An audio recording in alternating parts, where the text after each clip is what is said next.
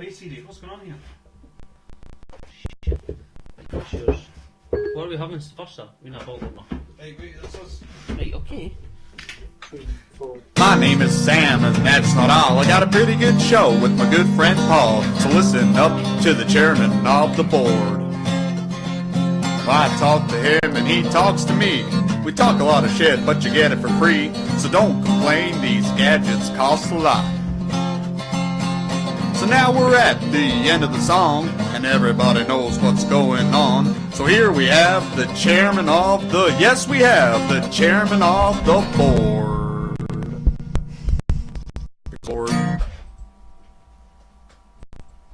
Woohoo! Hello! Hello. Hello, how's it going? Do I turn this thing off?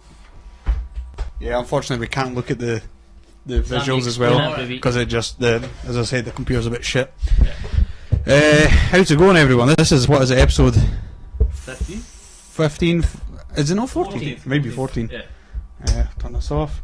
We have a guest with us today, ladies and gentlemen. This is Alan. Well, do you want to introduce yourself? I'm Alan Clark. You're Alan Clark. Again, the microphone, this is always a fucking problem, so We need to share Alan. let's do a wee sound test. Let's make sure it's like just... That works. That works. Aye, just before we get started, what will we do with this? Right, Are we going to try some? Explain this. So Sam this is... woke me up. Well, he never woke me up. You kinda did wake me up at like 1 o'clock in the morning. It was like, Paul, come and see this. And he showed me this, Alan. Right. And I was like, I've seen Guinness. Like, what's Aye. fucking special about it? It's from Nigeria. It's going to be a little bit different. Nigerian Guinness. My opinion was that it was a long way for a shortcut. I mean, it fucking just comes from Ireland. But... What's she saying? What you saying? No, sorry. What? Getting confused here, because sometimes if the sound doesn't work, she'll shout us through. Okay. Yeah, so this was given to me as a gift. One of my good friends, Nigerian Guinness, and apparently it's like, well, according to him, it's quite bad. Oh, So- always in for a good start. So I thought rather than just have it, I'll try it out in the podcast, see how it goes. Give it a review. What was that? I was drinking this one before. Oh right, okay. Not a magic trick. No, that's sleight of hand shit. There was. Now I always tend to fuck up. You don't drink, do you? No. See, I would have got you a glass, but I'm a Rabina. you got your Ribena. I also got you. Did you? Is it in the fridge, Paul? What? You drink? What? I got him some. I think you fucking brought it through. Oh, right. Bring Paul, all the beers Paul, through. keep the people entertained. Oh no, I hate when you Beer do with us. this. Juggle. Fuck, I can't juggle. Here, we'll pour some beer as well. Right, we'll pour some beer. Right. Is there a set? Do you know how to pour Guinness, Alan? You're pretty much doing it right. That's pretty much where you start. It's in the glass. You start from there. It's all good. Aye. So I got you some pussy. Yay.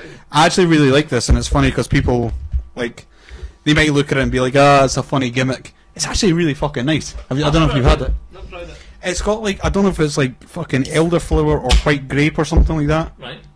It's actually really fucking nice. And it's quite good though, because like, you know, they were, when they first brought them in, they were selling them for like about almost £2 each or something. Aye, they're fucking really dear. Yeah, but now I guess no one's buying them, so now it's like £4 for £1. So And they used to never. I'm sure they never used to have it starred out. yeah, I don't know. They just so people can see what we're talking about. Yeah.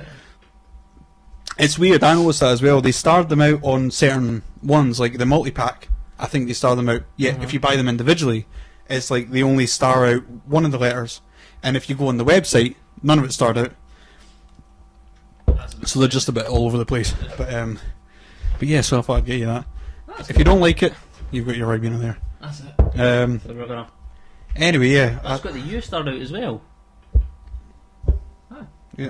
So, but yeah, so it's there for you. So we spent the first 5 minutes talking about what we're drinking. Well, we did a lot of that last week, Sam, as well. That's true. Yeah, they haven't got back to us. We were last week. We had this new. No. Oh no. Maybe a wee bit. Tastes kind of coffee-ish. Yeah. All right, here we go.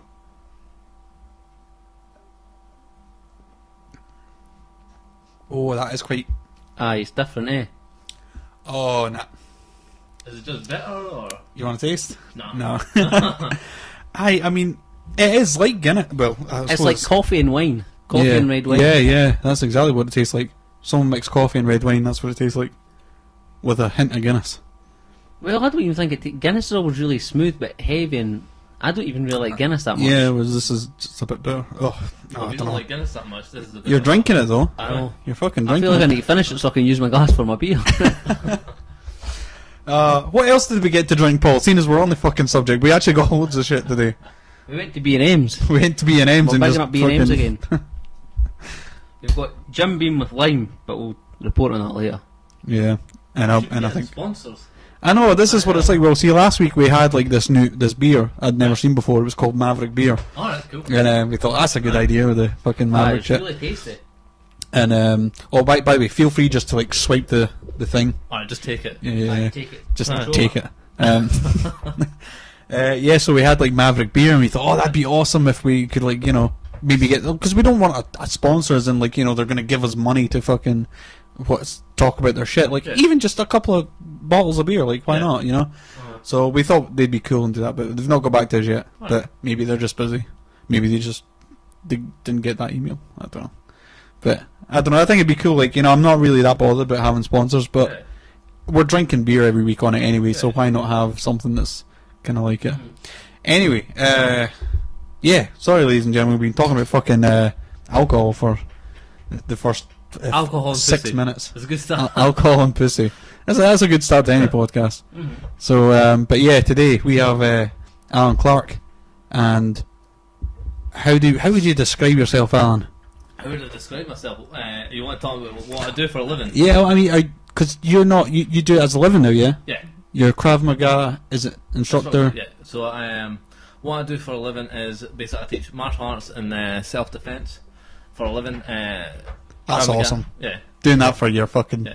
day It's job. fun. That's cool. But basically, what it is for those that don't know, Krav Maga is a self-defense system, mainly not a martial art, because the idea is there isn't any rules.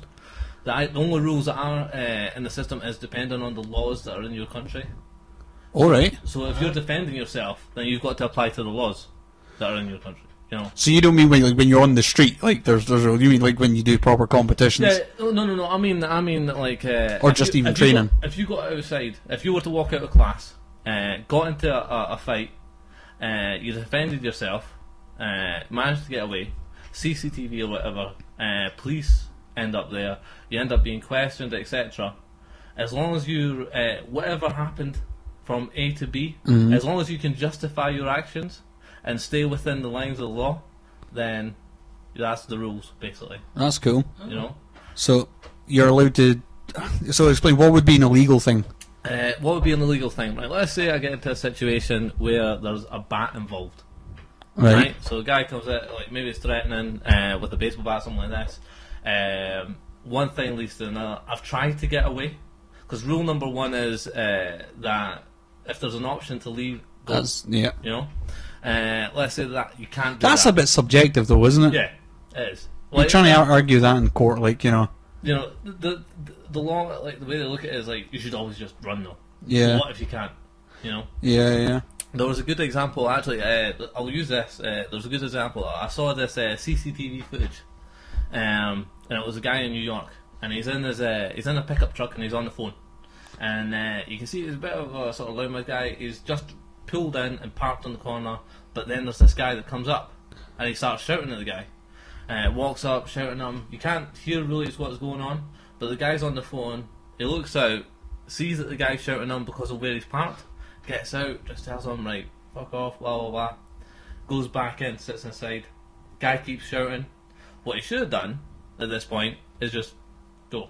Just leave. Just get away from it. Like, the guy's just clearing up. Yeah. By the way, this is his reaction. He gets out of the car and then walks towards him. Hands open, shouting at him now. Yeah. Okay? This is the opposite of what you meant. Yeah. So what the guy does, who lives on that street, he goes back into his house.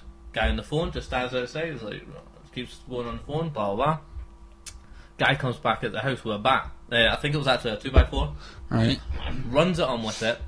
He swings it. The guy goes inside, like gets in really close, grabs him, and launches him to a car, and then starts smashing him off the car, and then holds him down, starts shouting for the police. Yeah. Police, blah blah blah. Right. That's a bit over the top. Right. Well, what happened there? Well, first thing is, what he could have done was get back in the car, go away. Fair enough. Yeah. The situation escalates because the guy went away. Right, guy went away, but when he came back with a bat. So it's escalated. Yeah, yeah. When he swung for him, he then defended himself. After that point, when he held him down, whatever, that's fine. The point where it would be like against the law or whatever is if he, let's say, it went to the ground and then started to jump on his head. Yeah, because he's restrained them, and that's fine, but Aye. it's kind of taking advantage of someone that you've now restrained. It's kind of similar, I guess the police are kind of operate that way as well, don't they? Or they're supposed to. Well, they're supposed to. But if, let's say the guy's now on the ground, he's went to get back up, you hit him, and he's like, that's it, he's down, right? He's down, maybe he's even in the fetal position. If you start stomping on his head, for example, there's a fine line before you defend yourself, before that then becomes assault. Mm-hmm. You know? Yeah, yeah. Because everything that you do, now under stress, your heart rate is going through the roof. Right? Yeah, yeah, that's the other thing. And as much as they do take that into account, they expect you to think clearly, which I think is a bit wrong, because there's no way that you can. Well, yeah, really. you've got adrenaline and fucking everything going on. Everything's going through the roof. Your senses are going haywire. The thing is as well, like, how are you going to know that he's properly restrained? Like, if you've got someone down, you have to think about, is he likely to get back up? Yeah. And that's what I mean, it's so subjective, you know, because he can get in trouble for, like, you know, this kind of stuff. Well, see, another thing is, like, this is what makes it quite complicated as well, is another scenario. Let's take a police officer's point of view, right? Police officer gets out of the car. This is a situation in America. Gets out of the car. He sees a guy who weighs roughly about 125 kilo, right? Right. And he's a big guy, 6'3", whatever. Is this a video? I think there's a video of it out there, but it was just for a scenario case. Yeah. Right? But either way, the guy's got, let's say he's got a club and he's swinging it in front of him. He's shouting abuse. He's saying things like, "I'm going to kill you. I'm going to do this. I'm going to do that." Right? Police officer then has a choice. What does he do to get him down? Because if he goes out into the street, there's public, etc. You know, he's going to hurt somebody. Yeah. Right? The police officer takes out his taser gun, tases him, right? Mm-hmm. Takes him down, rests him, whatever. Mm-hmm. Right, okay? Is that fine? Yeah. He's 15. Alright. You see how? Yeah, you see how a small detail can change yeah, I know, I get you. a situation. Because, it flips the way you're thinking about it. Because then you think, I don't know, like, how big was he though? I mean, he's 15, but I'm kind of thinking, because my first reaction would be, if he's 15, you should be able to try and talk to him. You should be able to calm him down. But he didn't know. He didn't know. Oh, yes, yeah. Because if you see somebody like that, like, you ever seen one of those guys, you know, a guy that just looks far too old for his age, or something like that. Yeah. You know, guy that looks like he's 30, but he's actually like 22. You know, Yeah. just by his shape. I know a few people like that. Yeah, well, it's the same sort of thing, you know. But then at that point, what difference does the age make? You know, if he's big enough to. It was just an example. Yeah. But what in that scenario though, it doesn't. The age doesn't matter. Yeah. You don't have time to go up to him and go, "How old are you again?" Yeah. You know, what's your name? And even if you found out that he was 15, if this guy's like 6 foot and built like you know, then it still pose a threat. it's still he can still kick the shit out of you. Yeah. You know. Mm-hmm. It's funny as well. We were actually we had one of our viewers wanted us to do a show about police brutality and that kind of stuff. Yeah. I feel like we're almost kind of touching on that a little bit. Touching on that a little bit. Is there a lot of police that do the Krav Maga? Yeah. One of my mates is a police officer, and he's fought around the world. Right. Right. So he's got two different perspectives. Wait, just before we go any further and stuff, because I don't know if people like really know, like where's like Krav Maga from, and like kind of how big is it in this country and everything? It's getting bigger in this country. Definitely getting bigger in this country. Krav Maga comes from Israel. It came around in the 40s. It was made out of necessity. There was a guy. The guy who made it, his name was Emi Lichtenfield. Right. Emi. He's the guy that founded the whole. He founded the whole thing. He was a boxer and a wrestler who competed, and where he was living, when Nazis and everything like that were coming in. Obviously, gang fights were happening in the street with Jews, etc. And basically, what had happened is he would go in and fight against like guys like these as well. And basically, from that, it led to him. That from that point led to him in the army, led to him teaching the army how to fight, etc. And what would happen is because of the war and because people were getting sent out, he didn't have a lot of time to train them. So, let's say like 6 months, you've got to train a guy. If you take it like a funnel, right? At the top is where most people sit when it comes to learning a new skill. Right. Right? You get guys that'll get a general idea of it, and then you get the guys at the bottom of the funnel, the small drips, that are the guys who just pick it up instantly and can do very complicated moves very, very quickly. Right? So what he realised was a lot of these guys are just Jewish guys who are being forced in because of the situation to go to war. They're not fighters. Yeah. Right? So because they're not And not fighters, doing it as a fucking hobby either. They're they're about to go to war. Yeah. So for him, he had to change the way that he was teaching, and also change the sort of style. So it had to be everything was go in, do what you need to do, get out. So everything's life or death. Right. Basically, from that point, led out to it was more of a military system. After Amy's like service and what have you, he brought it to the civilians. A guy. So it was restricted for like the military. Oh, it was just for the military. All right. So it was basically like literally life or death. And then when they made it for civilians, obviously you can't go in with the mentality of a soldier. Yeah. You know, mentality of a soldier. If something fucks up, a technique or whatever, Yeah. or like a fight, you push away, you get your gun and bang, and then that's it, resolved, as it were, right? Yeah. Civilians not exactly the same thing, so we had to kind of. Because you're saying it's not really. Do you say that it's not a martial art, or It's not a martial art in the sense that if you take a lot of things, like see the mentality I'll just move the microphone slightly. of martial arts can really distract you from what would happen in an actual street fight or an actual situation where you had to defend yourself for your life. If you go into let's take a sexual assault, right? A rape scenario, because it's obviously like one of the worst scenarios that you could be in. If you take something like that, where's the discipline, respect, etc.? You know, you can't go in there and you can't be in that situation and think, if I push him away, it'll be fine. If I say no, blah blah blah. So you're saying you should be more. Yeah, it's the opposite. You Yeah, do yeah, what yeah. you need to do. I get Yeah, you. I get you. Yeah, Being calm in that situation yeah. isn't necessarily Yeah. the best use of There's a your lot energy. Like, I am personally, I am a fan of all martial arts. I think it's all great, and I'm not going to say bad things about this one or the next one. Right? For me personally, all martial arts is great, and they all have their place. What I think is that there's a lot of illusion out there, and there's a lot of flaws in a lot of martial arts, including Krav. And I'll not be biased in a lot of the way that I train, a lot of others, because you're in a dojo environment. It's not necessarily going to help you outside, right? Yeah. I'll give you a little question, right? What's the difference between a fight and an assault? A fight, I guess, two people are agreeing to it. An assault is non-consensual. Non-consensual. Oh yeah. If you take it from that, non-consensual is a surprise, right? Okay, you're not ready for it. Yeah, if you yeah. take a competition, for example, you roughly know who you're going to face.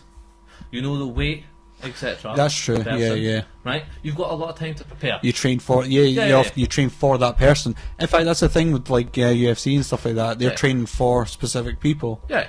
So like I get you. Like a competition is really different from a fight because then you've got weapons involved as well in a fight. And to relate it back to the guy that I was telling you about before, the one that's in the police and is a fighter, he lives down south and he's a really good friend as well. I've had lots of conversations. I've trained a lot with him. This is fucking horrible, by the way. I really don't like it. Lesson number one. Eh? You have that and I'll finish yours. You sure? I've clearly got my hair on my chest. Oh, I can drink a Guinness better than you. Fucking put me down, man. Sorry, dude. I poured your drink for you as well. like my mate, right? He's fought in he's fought in front of the King of Thailand. Right? Alright. Just to show you how shit all he is. He's fought all around the world on TV, everything. Right? He's been outside patrolling whatever, right? And he's got into situations where he's shit himself. And it's only a guy who doesn't train. But they've got the mentality, oh, just like kill. Yeah. Right? He's given, like, let's say, like, roundhouse kicks. He's given, like, elbows, etc. He's fought, like, you don't want to talk about police brutality or anything like that. It's not police brutality, but the guy that he was fighting, or ended up fighting with, was so out of his mind on drugs that Neil, that's his name, was hitting him as hard as he could and still couldn't put him to the floor. Because he was on drugs, or there was the other guy was on The drugs? other guy, not Neil, it was a police officer. Because he was hitting him so hard. It's like, Wild! Right? No, I'm seeing every one of these. but basically it was like throwing his best hits and everything and still not putting the guy down. Yeah. Now, it was only like when he got them in the cell, etc. And the next day the guy's feeling it. Yeah. Comes out like, fuck, what happened to me? You know. But night before he was like, you know, want to kill everything in sight. Yeah. You Is know? that just adrenaline and all that? Yeah, adrenaline. Just And so, do you think Krav Maga kind of teaches you to hone in on adrenaline? Is that what you're saying? What I think that it does differently is the more limitations that you have, the more you're limiting yourself outside. Mm-hmm. Okay, so if you go in with a very limited perspective, then the outcome it won't always rise in your favour. Yeah. There's certain guys that who you ever like, it's like they don't have any training, like etc. But when it comes to something like that, they just switch on, and they can just handle the stuff, no problem, no training, but they can just handle it. There's a certain type of character. I know what you mean. Yeah, you get guys that are. Yeah. And then you get all the guys, and either that's through experience earlier on, or it's just something that they've got. I know what you're saying. Yeah. I mean, from the people I've met, that I think I know what you're talking about. Yeah. I would say it's people from rough upbringings and things like that, and they're. It really is like, see, when they say it is where you're from, it really is where you're from. Yeah. With stuff like that. But when we're talking about certain types of characters as well, if I hear this a lot when I'm teaching people, it's like, but if this was outside, I would do that, and it's one of my pet hates, because the first thing that tells me is, you haven't experienced that. Yeah. If you haven't experienced your heart going through the roof, then you don't know how you're going to act. So don't tell me how you're going to act. Yeah, you don't know. It's really as simple as that. We talk. I don't know if you've ever heard of it. Fight or flight. Aye. Okay, it's a type when you're when the adrenaline kicks in, and you're in the middle of a brawl or whatever's going on. Mm-hmm. You'll have a couple of reactions. Mm-hmm. One is you'll run. You'll just, what's happening? I see it around me, and I go, fuck that, woof, you're gone, right? Now, that sort of reaction, like, what was it? People tend to think, he's weak, and he's just run away. No, that's just literally he's not even thinking at that point. His body's doing the work for him. Yeah. Other types is freeze.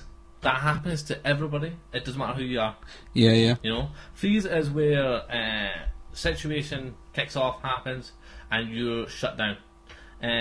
Everything feels clear. If you're in the middle of a fight and you're thinking about what's going on, and you really, crystal clear thoughts, you're not doing anything. Right. You're kind of like this.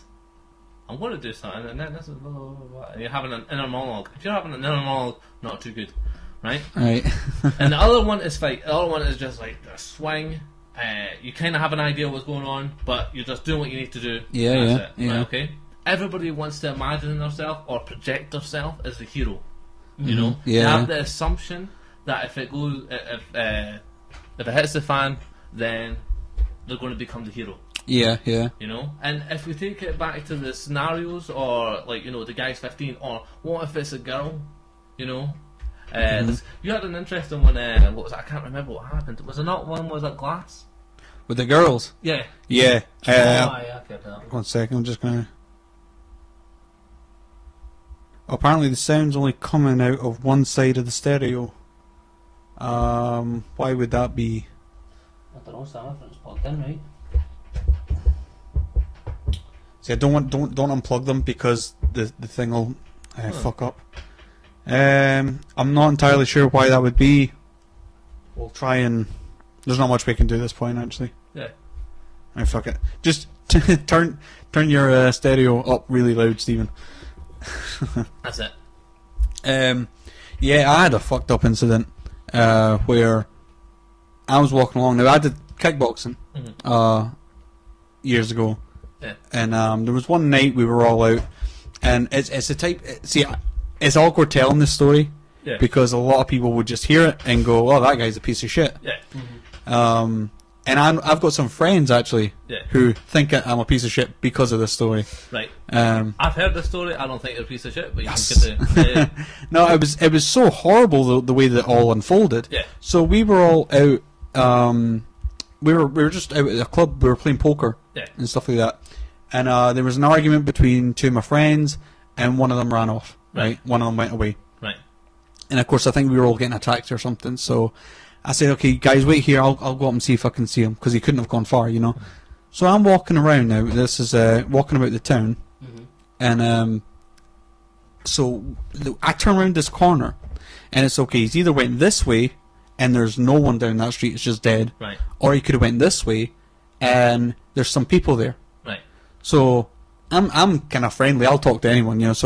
So I went up to there was these three girls there, and I went up, asked them. I say, "Have you guys seen a guy walk past you? Because he's kind of distinct, you know. He had long hair and a leather jacket. Yeah. Like they'd notice him, you know." So I went up and said, "Hey, have you guys seen a guy with like long hair and a leather jacket pass here?" And they're like, "Who the fuck are you talking to?" And I'm like, "Whoa, really? You can't fucking talk to people in the street anymore?" Yeah. Like they were drunk, and the weird thing is they're out in the street with a glass, you know, like you're not allowed out the fucking, you know, pubs with all this stuff. So it wasn't just that they were like, you know, these nice little sweet innocent girls and whatever. These were fucking, you know, assholes, like out to get drunk, out to cause some fucking trouble and all this stuff.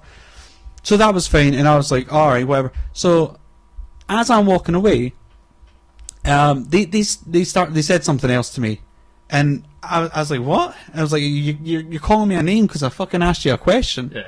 And they were like, oh, you know, I don't know if they thought I was trying to fucking hit on them. I don't know if they just didn't listen to what I'd said. I don't know what the problem was. I don't know why it got so out of hand. And I said something really innocent like, oh, go fuck yourself, right? Something like you say to anyone, right? Yeah. It was almost simultaneous. There was three of them, right? They lost their fucking mind when I said this. Go fuck yourself. Oh, they lost their mind. All three of them came at me and started kicking me, like kicking me in the shin, like trying to slap me, do all this. Three of them, right? Now, so my reaction was not to fucking do anything back, but I know because of doing kickboxing, I could do a pretty good spin kick, right? Right. Now, I'm not going to fucking spin kick one of them, right? Yeah. So I take about 3 steps back, Right. Because my thinking is I'm not going to hit them, but I'll show them. Get the fuck away from me, because I could hurt you. Yeah. But because they're hell bent on fucking doing something to me, I took the 3 steps back, and it didn't matter. So I took the 3 steps back. By the time I was up in there, they're still coming towards me, and one of them got it in the face. Yeah. Right. While this was all going on, the fucking the police had just turned round the corner. It couldn't have happened any fucking worse. The police just come round the corner. And of course, then they run in and whatever. They instantly grab me, and I'm like, "There's fucking 3 of them, and one of them's got a fucking glass in her hand that she's waving around, right?" And the police guy just didn't get. He was like, "I don't care, mate. I don't care. You just hit a girl." And it didn't matter that there was 3 of them, one of me. It didn't matter that they were kicking the shit out of me. It didn't matter. And me and my fucking, you know, being gullible and thinking, as long as I haven't done anything wrong, justice will fucking prevail. Yeah. So I'm there, like, then by this point all my friends came round the corner and they saw what was going on, And Sam's just knocked out a girl. yeah, no. Actually, do you know what? And it's a weird thing as well. And this will sound like I'm making excuses for myself. Right. I know because of fucking the fucking years of wrestling. Yeah. I know when I've hit someone hard. Yeah. I know. I honestly, even though she got hit with it, this was the softest fucking touch of a hit. Yeah. Like, I guarantee she didn't even get like hurt or anything. There was no bruise. There was no nothing. Like, it was the softest fucking touch. But of course, it doesn't matter. For looking, the police's point of view was, you just fucking done this and hit this girl.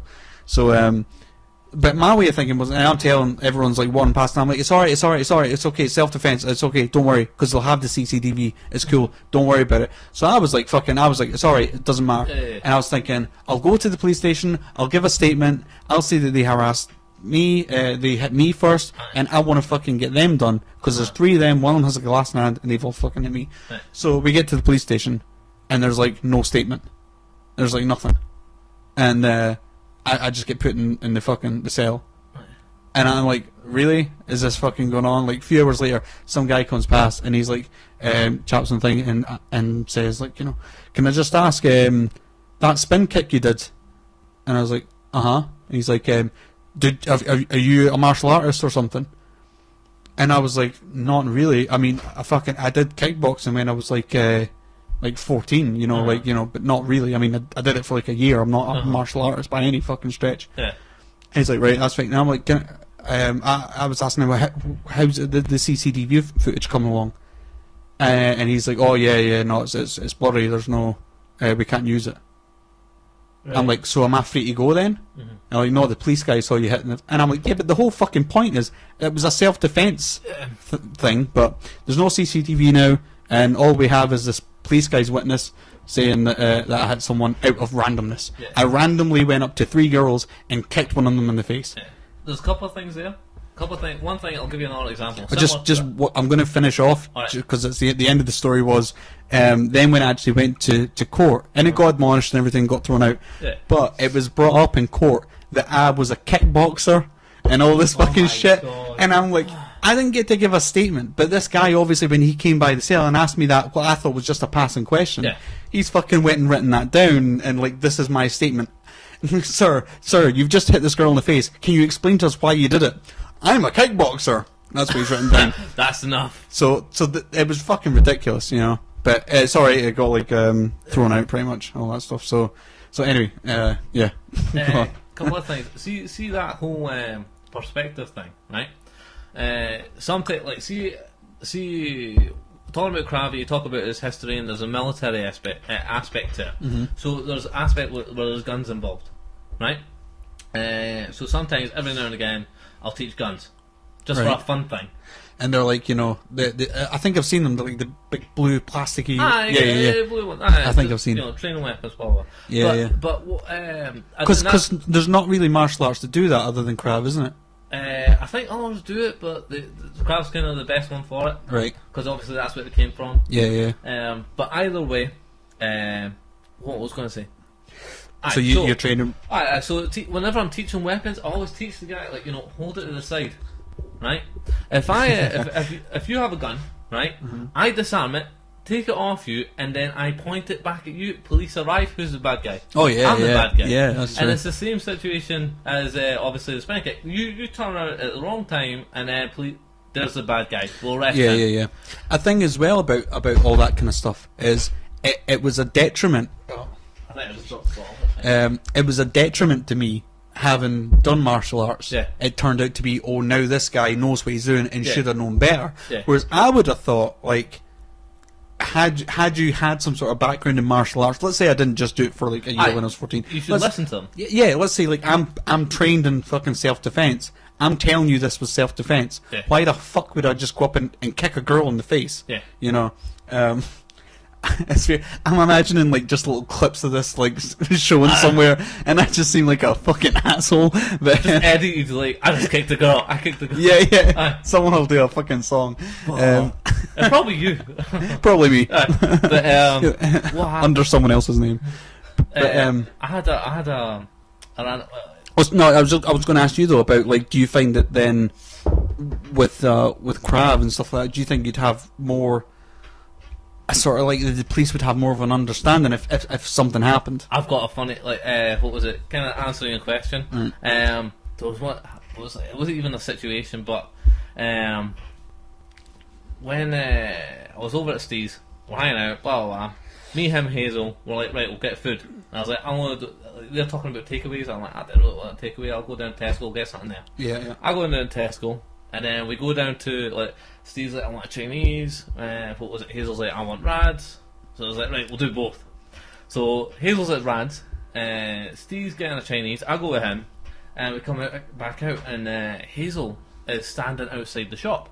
I'm like, that's a bit strange. You alright? And it's just like, there's this guy, and he's just shouting abuse in here. And I was like, oh, okay. Right, so I'll go in, just to see what was happening. And the guy, right enough, is shouting abuse. He's like, your dad's a wanker. What was it? Where's my free burger? Blah, blah, blah. Right? It's just been a drunk... It wasn't me, was it? Possibly, right? But it's just been this drunk asshole, and he's not a bad guy, if you know what I mean. He's just drunk. He's an idiot. Right. Did you know him or? No, I didn't know him. No, I didn't know him. It was like the first time. Yeah. You know, being introduced. So I go over and I sort of stand to the side because I don't want to jump in if I don't know what's happening. So I listen, and then I hear about a couple minutes, and I'm like, right, I've had enough. I'm like, I go up to the guy. I'm like, look, I'm going to be honest with you, this isn't going your way tonight, so there's the door, go use it. And then he was like, rah. I was like, and I escorted him to the door, left it, like, you know, you go that way. And I watched him walk down the road. I came back, and then I was talking to the owner guy. I was like, he's been in here for 45 minutes, shouting his mouth off. He's actually, my neighbour's son. Oh, right. And the guy's like in like 25, something like that, in his 30s, somewhere around that sort of barrier. And he's just clearly like, I don't know what night it was. It wasn't like even the weekend, but he's out and he's drunk. Is he? Aye. But anyway, I went back, and I was sort of standing, and he went back to what he was doing with the doner kebabs and all that. And then the guy comes back in. I tried to get in beforehand, but the owner is already at him. And he's pushing him. He's like, you out, no, blah, blah. As soon as that happens, I'm now trying to wedge in between them. Guy hits the owner. I now grab him and basically push him out of the shop. And then as soon as that happens, the owner's son, comes out right from behind me, throws this big swing over my shoulder, knocks the guy clean out, and starts going after him to really go after him. Yeah. Grab him, pull him to the side. It's like, look, you've done enough. He hit him, you hit him, he's on the floor, that's it, you're going back in there now. So I grab him and I put him back into the shop and that. And then I was like, fucking hell, police are down here 2 minutes later. And I started questioning everybody. And then I go up to him and explain what's happened. That he asked him to leave. I didn't say that he pushed him. He asked him to leave, he wouldn't leave, he was then hit. I escorted him out, and then his son came in, hit him, and then that was the end of it. And kind of explained it and etc. And they were like, right, we're going to need you to take your name, your number, tell us what you do for a living type thing. Yeah. And I was like, right, Alan, address, phone number, blah blah blah. What do you do for a living? I'm a Krav Maga instructor. I can't spell that. I just left it, and I was like, oh well. Fair enough. So they didn't necessarily give you any more credence on like your reliability and all that. No, because some of them don't know it. But I've had another situation where I was teaching. I mean, I don't know if necessarily they should. I'm just saying it's something that I would have expected. Like, because it's not just martial arts isn't really that you just go along to this thing every couple of weeks or whatever. Yeah. There's proper fucking licenses and all our guys are insured. Yeah. You know, we have insurance. So I mean, I'm not saying necessarily they should be given more respect's not the right word, but more credibility than the average person. I'm not saying they should, but I'm just saying it's something that I would have thought would have. It's weird because they kind of do. Yeah. They do get respect. Yeah. But they get it in the sense that, right, you touch anybody, you're a lethal weapon, you're going to jail. Whereas if you're an average Joe and you don't do anything, that's then true. Yeah. all of a sudden it's like, he's fine. So it's almost the wrong kind of respect. What was it? If let's say you're a boxer but you don't get registered, alright, like as in your hands aren't lethal weapons then. Yeah, I get You you. know? Yeah, So you hit somebody. So I don't do boxing. No, I'm I just lucky. yeah. Because they ask you that. It's weird that they ask you that. Yeah. Do you do martial arts? You can be like, I took a karate class when I was 6. Now all of a sudden in court, you're this fucking karate expert. Yeah. You know? It's probably won't, like just spin it that way. What was Well, it? I spun it this way. You know? Oh. So anyway, after you threw this guy out and separated them and all that, did you get a free burger? No, I didn't get a free burger. Son of a bitch. That'd have been awesome. This guy's in there. Give me my free burger. You basically throw him out and be like, The last time before it though, when I was in Rad, there was a guy and he had 5 joggies, and this is quite common. What was it? Guys will wear layers of joggies so that they can hide weapons or drugs. oh really? Yeah. I thought they were just kind of They were just cold. I never fucking knew that either. Or it can be junkies and they need extra layer, etc. But either way, what was it? their stick fin. I I know. need to bolt. Well, no, it's true. Apparently, that's quite common in prisons and stuff. Yeah. So, but either way, this guy starts like pulling him in. It's like, if I fucking don't find my weed, I'm gonna stab every fucking cunt in here. And Steve's looking at me. Again, Steve's always there. So I'm looking at Steve like, He's friends with these guys. You don't even know. He's I know. like setting up all these situations. it's He's filming a hidden camera I show know. around you. He's testing you. it's going to be this Truman Show, like Yeah. 20 years later. Yeah, man. But what happened? What ended up happening was. In fact, I'm in on it. This is why you're here. I know. This is a setup. It's about to fucking burst through that window. But I can't even remember where it was.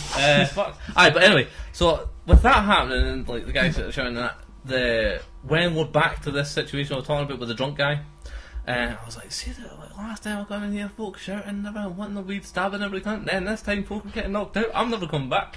Fuck you. I didn't want McDonald's that bad. Aye, I've been in the takeaways and that when there's been some weird shit going Yeah. down.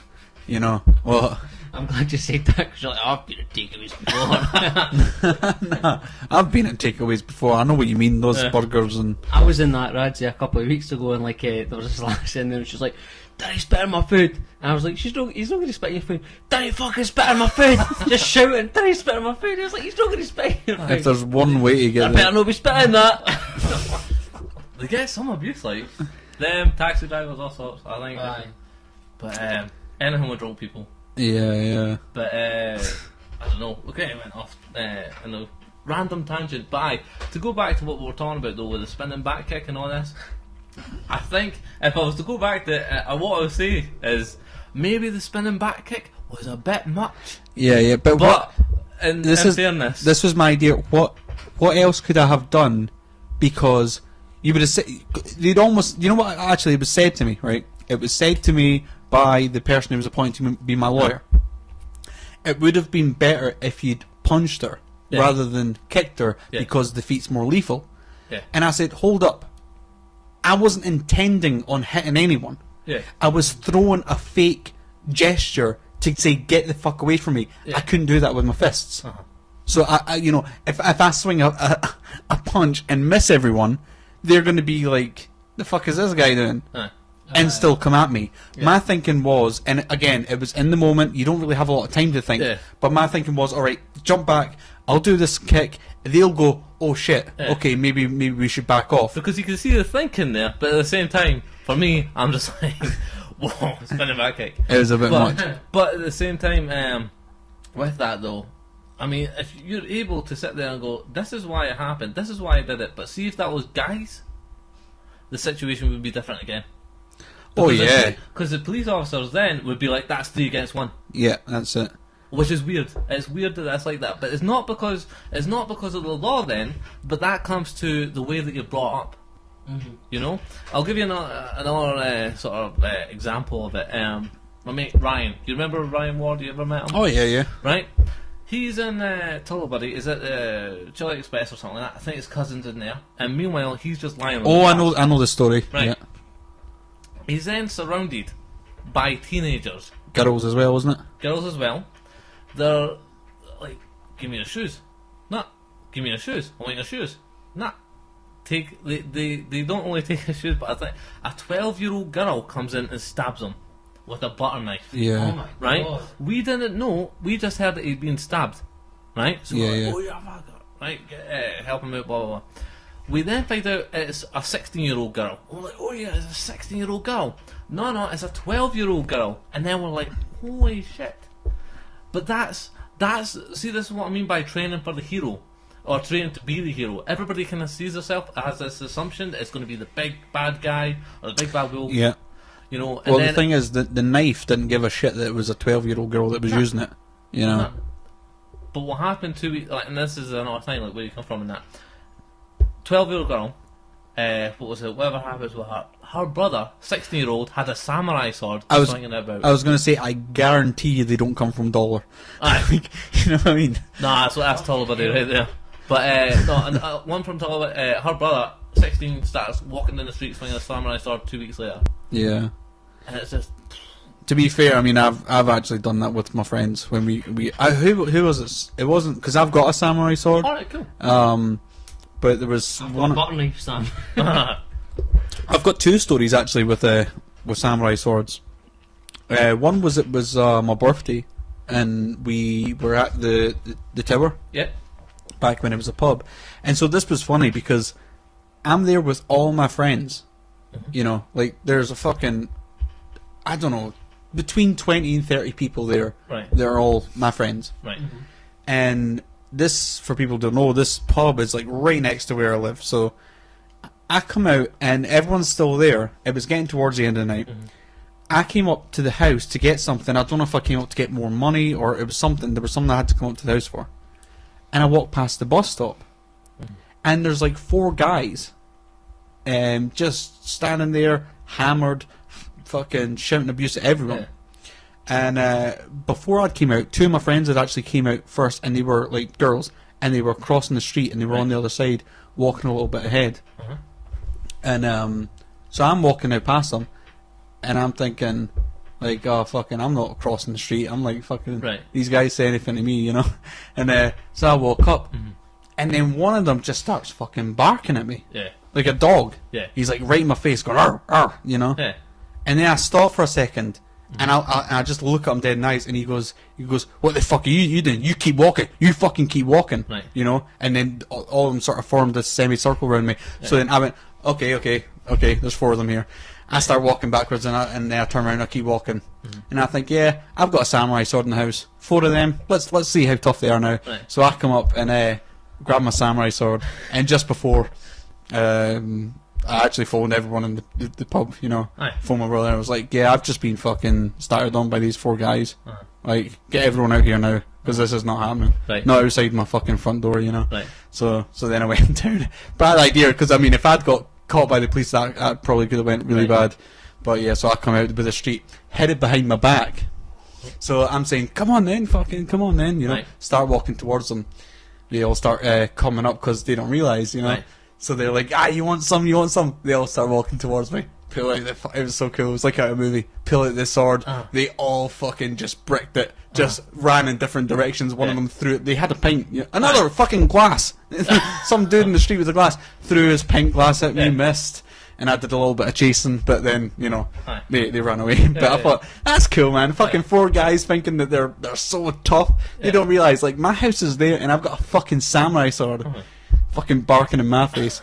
But see that there, we'll take out the samurai sword and they then go back to them and went, rah, right, okay.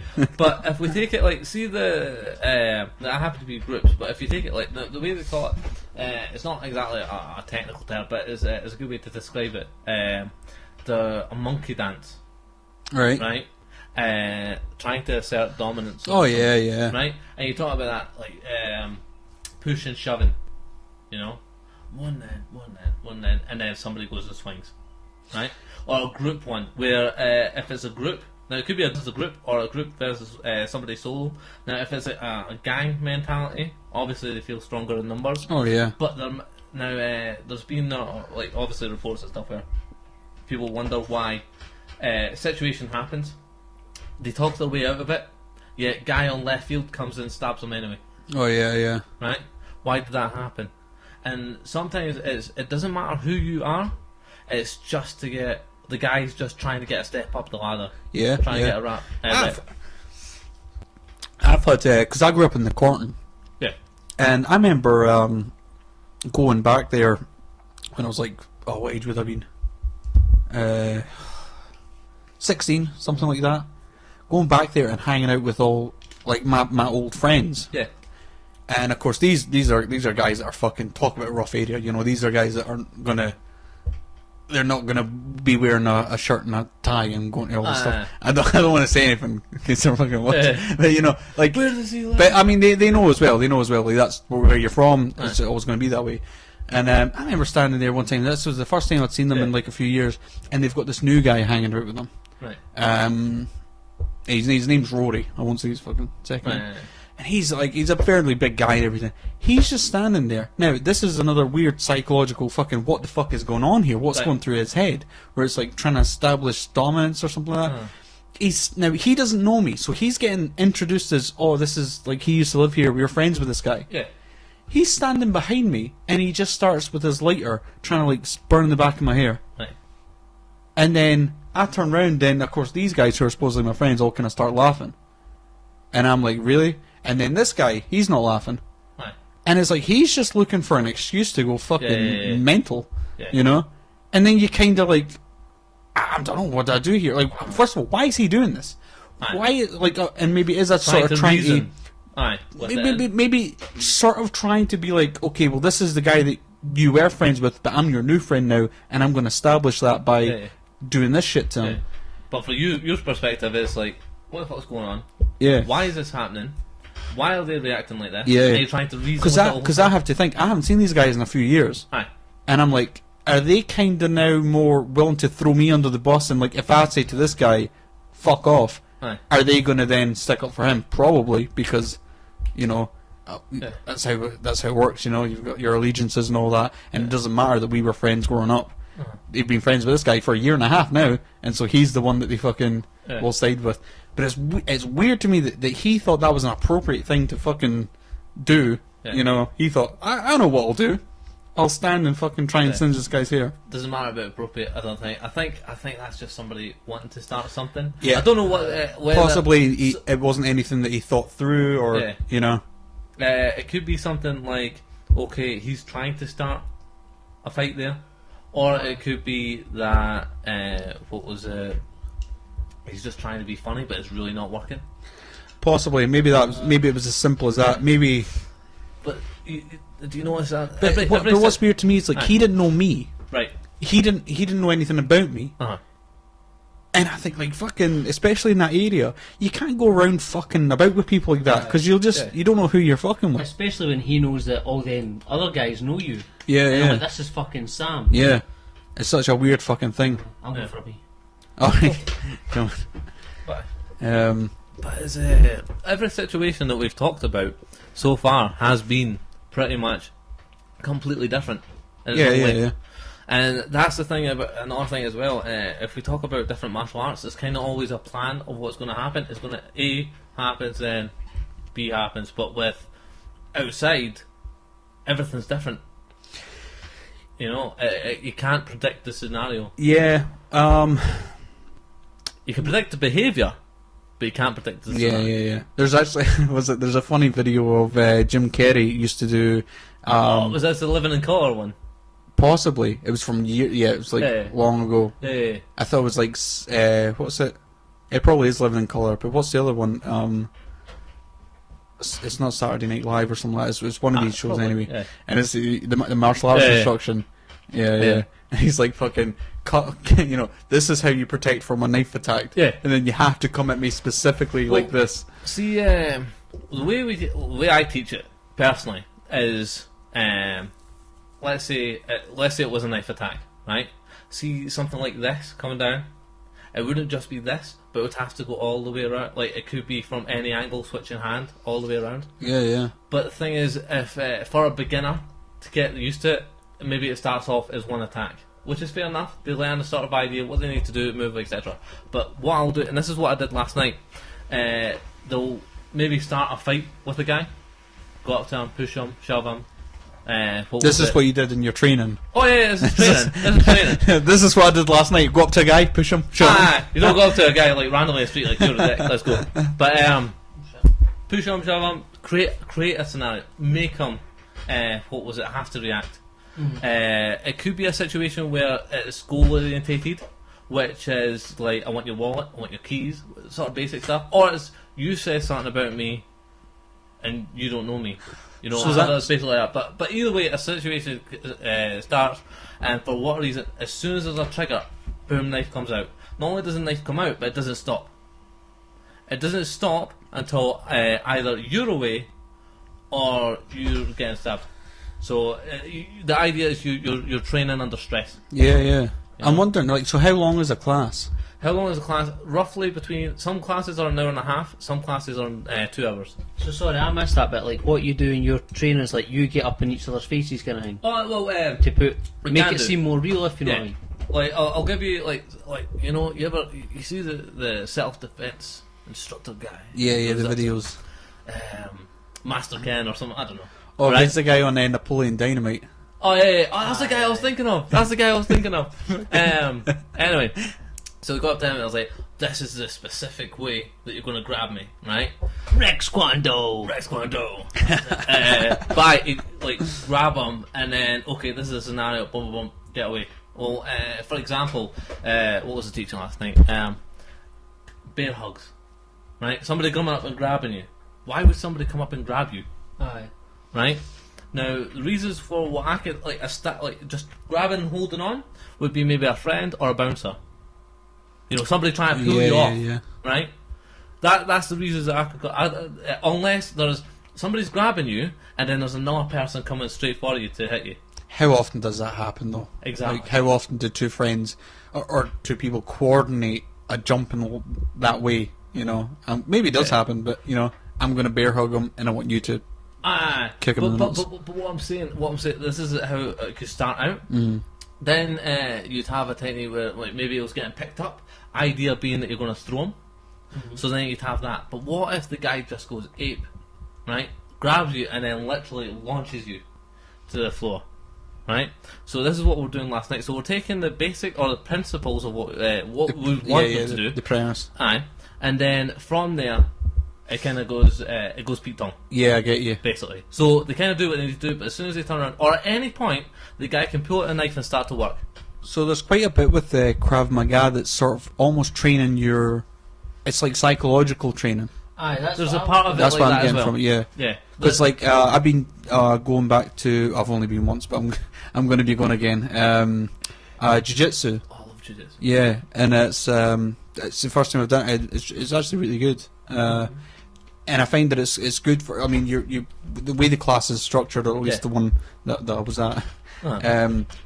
You'll kind of get taught one reversal of in a certain position. Yeah. You practice that a little bit, and then it's just the next hour or whatever it is just 8-minute intervals of rolling Aye. and then switching about. Yeah. And it's really good for, you know, it fucking Fitness. it hits muscles that you would not be able to really hit in a gym. It's, like, the really good thing about rolling is that you're using 100% Yeah. of your body, of muscles, of strength. Like, obviously you don't have to go hit Pete Tong, but like, Yeah. you can definitely get good like And training out of it. my friend Thomas, Yeah. he's fucking innovative as fuck. Aye. Like, so I had him in this headlock, Uh-huh. right? I'm on the ground. I've got my back to the ground, but I managed to get him in this headlock, Right. and I'm thinking, all right, I've got him, right? Uh-huh. He fucking does a handstand, right? And all of a sudden, his shoulder is like all his body weight digging into my stomach, Uh-huh. and I'm there. I've got him in this move, you know. Aye. And then I'm just Aye. like could not breathe. But that Like, feeling as fucking- well. See what people don't understand. Like, see when you get that feeling of a knee on your chest, or somebody putting a weight on you. That feeling of just that breath going away, like. Yeah, yeah. It sounds. It might sound scary to anyone who's not really done it or not even thought about done it, but you know, being in that position where you kind of can't really like, you know, you're not gonna fucking die, or you know, you're not gonna get seriously hurt, but it's fun. Like, and it's fun to sort of. Yeah, I guess if you get better as well, you know. The good thing, like, see anybody who's a beginner in it, I think the main thing is just to learn to tap. Yeah, Don't let the ego get involved. yeah. Just like you got me, boom. But I'm pretty good at that move. yeah, The tap. That's my finisher. yeah. But it's a great way. Like, see, with that, it's a great way to learn though. because learning from mistakes, and you get to constantly play with it and test it and that sort of Yeah, thing. Yeah. But again, like with But that, yeah, so I was going to say, Krav Maga, there's a lot of it seems to be preparing you psychologically to deal with a proper real life fight scenario. yeah, You know, basically, well, because I think jiu-jitsu would be good in a fight. Yeah. You'd be able to use it. like, definitely, if you're going to control somebody and pin them, then, yeah. But I guess you're not really, if you've got someone on the ground, you're not really preparing for someone else coming in from the side and kicking you in the face. For me personally, I'll teach groundwork in a class so that it's more knowledge to the student, but the goal is to get to your feet. And the other thing is, I'll teach takedowns, but I don't want the students to do them, to perform them. It's good as knowledge, it's good to know. Yeah. But see, if a student takes another student down to the ground, that's when everybody comes in. The whole class just runs into them. Oh yeah? Just starts kicking them. That's crazy. Right? I've heard about these scenarios where you kind of have to fend off more than one people. Like the Yes. It depends on the level of the guy. You know, obviously we're not going to go like, right, it's his first class. fresh blood. No, the idea is very, for me personally, is very, I wouldn't put anybody through anything that I know that they're not comfortable with or not ready for. Yeah. Because obviously if you talk about the end goal, what you're preparing for, it's not a nice situation, let's put it like that. Yeah, right? yeah. So you've got to build up in stages to what the practitioner can cope with. Yeah. But definitely you can plant seeds of, you know, just feeling that sort of stress response and really having to work, and not only the body, like jiu-jitsu, not only the body working but the brain working as well, and really being more tactical with your thinking. Yeah. So And just even calmer around the situation. Because I'll tell you something as well, and I found it with kickboxing, Right. and although kickboxing I don't think necessarily attempts to train you to be like this, yeah, but when I was young growing up yeah, in the corner, like I got bullied quite a bit, yeah, and I remember what it was like having these fucking butterflies, you know, and being Going to like school really, and shit like yeah, that. like Aye. really bad, like butterflies. Yeah, Just yeah. even walking down the street, no one would even be there, but you'd be thinking, this guy could pop out in the corner, you know, any Yeah. minute, and occasionally he did. Yeah. But like, I remember the butterflies. After I did kickboxing, not saying 100%, yeah, but a lot of the time, those butterflies would be gone, yeah. and I'd see a fight scenario building up and stuff like that, and I'd be Deal so with it so much better. yeah. Be so much more confident. And now, I mean, Thai boxing, like, I'm not sure if they necessarily trained you to think differently about fight scenarios and stuff Yeah. like that. But I mean, it did have an effect anyway. I think like this is again why I love all sorts of different types of martial arts, and I've got nothing against any of them. I think Yeah, they're yeah. all great, right? Because it gives you a sense of confidence. I think sometimes depending on what happens or what you're training for, it can almost give you a false sense of confidence. If obviously in your head, if your assumption is that you're going to play the hero, like we've been talking about that, that sort of role or whatever.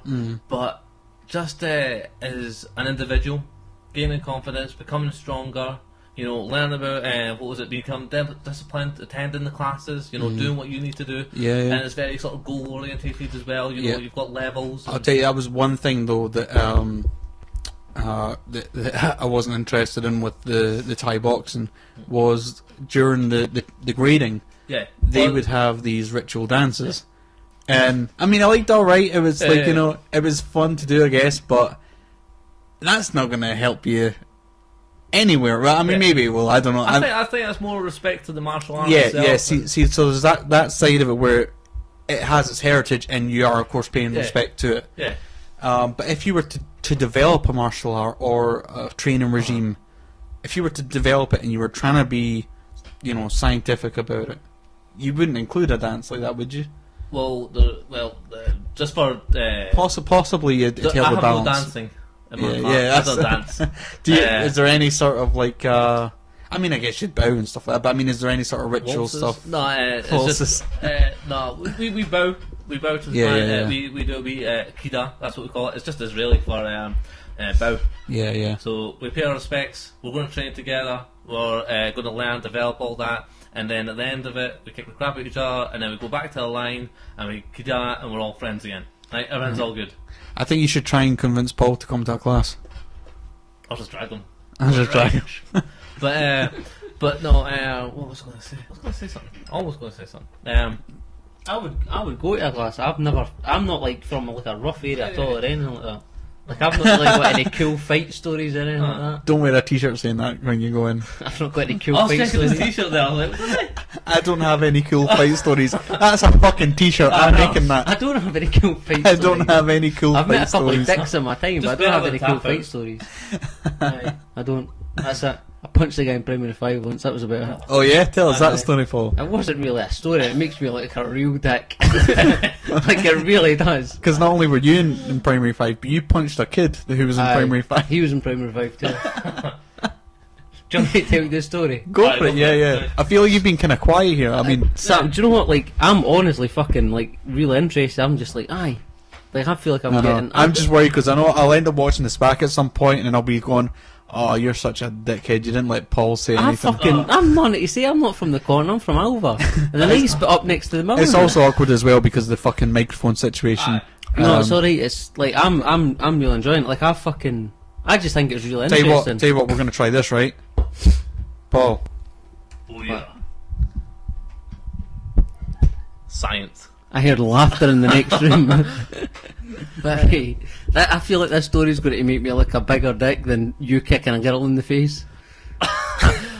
Awesome, I've been waiting for this to happen. But you need to remember I was Take some of the heat off of me. You need to remember I was in Primary 5 and so was the other kid. And it was a boy as well. So if that goes in my favour, right. Basically, there was a fight at lunchtime or something like that. It was a wet lunch, we were all in the classroom. This kid was in a fight with this other kid. Did you just say it was a wet lunch? It was a wet lunch. What the fuck do you mean a wet lunch? You never had wet lunches in the Cornton, Sam. It was a wet You don't lunch. have wet lunches either. Oh, do you mean it was raining outside? Aye. Alright! Just like my lunchbox is wet. Oh shit. That It's like a fucking mafia guy there. It's like, yeah, I was in primary was a wet 5. lunch. It was a wet lunch. I was Did you sleeping go with the sleep fishy. fishes? I woke up with a hoise's head on my pillow. It was a wet lunch. I have had the fucking old juice bottle exploding I lunchbox thought you were before going to say, though. like, you know, somebody sleeping with the fishies. I've had that before. You know. Anyway, your story. I don't even want to tell it. Makes me sound like a dick. Honestly, I was such a nice kid as well. Right, so this kid is in a fight with another kid, and I don't know the premise of the fight, but all I know that this kid was basically lying on the floor, and then another kid was kneeling on top of him, punching him. And I said to some kid that was standing next to me, I was like, I could batter him. I was like, on you go then. So that was it. Like, I basically went in and pushed this kid off, and then sat on top of the other guy and started hitting him. And that was my fight.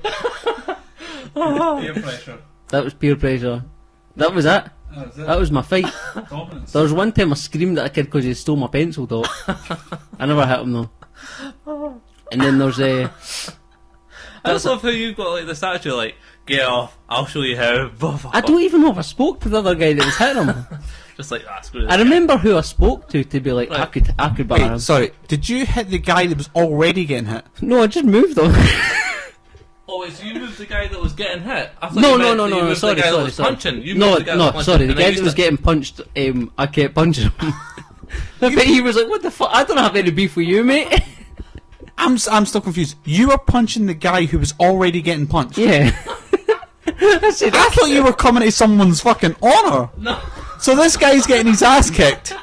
he's on the floor, some guy's like crouched on top of him. And I was like, I said to the guy next to me, I was like, I could batter him. He was like, oh, you go then. And that was it. The guy that you said that to, wee Jimmy, he probably thought that you meant the guy that was on top. I don't know what he meant, I never thought about it before. He was like, Paul, he's like, class, Paul's gonna save the day. And Paul! What the fuck are you doing? It's the wrong guy! It's the wrong one. I'll give you a non-funny one, just to take it right back down to be that guy, right? My boss was. What's that? You want a jump? All right, okay. My boss was in the prison service, and there was a prisoner that was jumping on top of another warden, similar to your sort of situation, right? And he's hammering, and he's really wanting to kill the guy. And my boss had an asp. Took it out. Like the snake? Batting. Alright, okay. Right. From there, hit the guy as hard as he could on the head with a metal it's got a ball sort of point at the end, and it's basically made to break bone. Oh my god. Right? And because it was literally like the guy was going to kill him, so he was like, right, boom. He wasn't thinking, he just went smack. To put it mildly, that was it. What was it? The fight was over. He didn't die or anything like that. What was it? But the fight was over. He didn't get. I think he got charged, but the charges were dropped because it was in self-defense. Aye. Yeah. See, it depends. It really, really depends on the scenario and the circumstance. Now, obviously, as a prison warden, the rules are slightly different. Mm-hmm. But even still, that's not your average bloke. They don't tell you to really aim for the head or anything like that with these weapons. There's obviously shoulder down type thing, but it was literally the guy was going to kill him. Oh my god! Warden.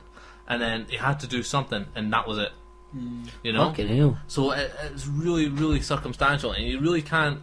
There's a good explanation, right? That I've heard. If you have an elephant, right? It's like, look how much liquid I got out of that can. Oh That's my quite a god! bit. That shouldn't actually happen. How does that happen? You should put that on your website, Sam.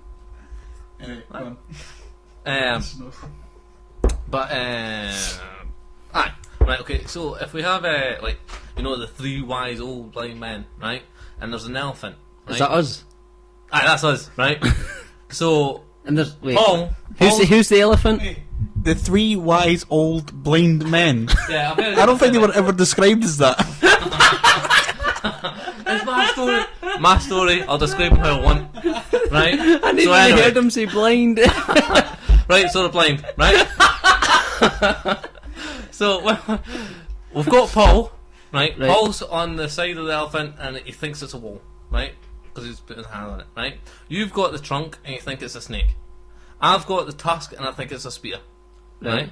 When we're talking about assumptions, if the elephant is violence, everybody will have their own experience with it, right? What does Sam think the trunk is? Sorry, a snake. Right. Aye, he thought the trunk was a snake. Either way, we were touching different bits, and we were completely way off, right? Mm-hmm. But we had our own assumption of what it was, right? Violence and self-defense is such a huge subject. Aye. This is a made-up scenario, isn't it? Yeah. Okay, This so- never actually happened, by the way. This isn't like some fucking deranged pin the tail on the donkey scenario you're putting us into. So here. since it's made up, can Paul be touching the testicles? And what do I think they are? Testicles.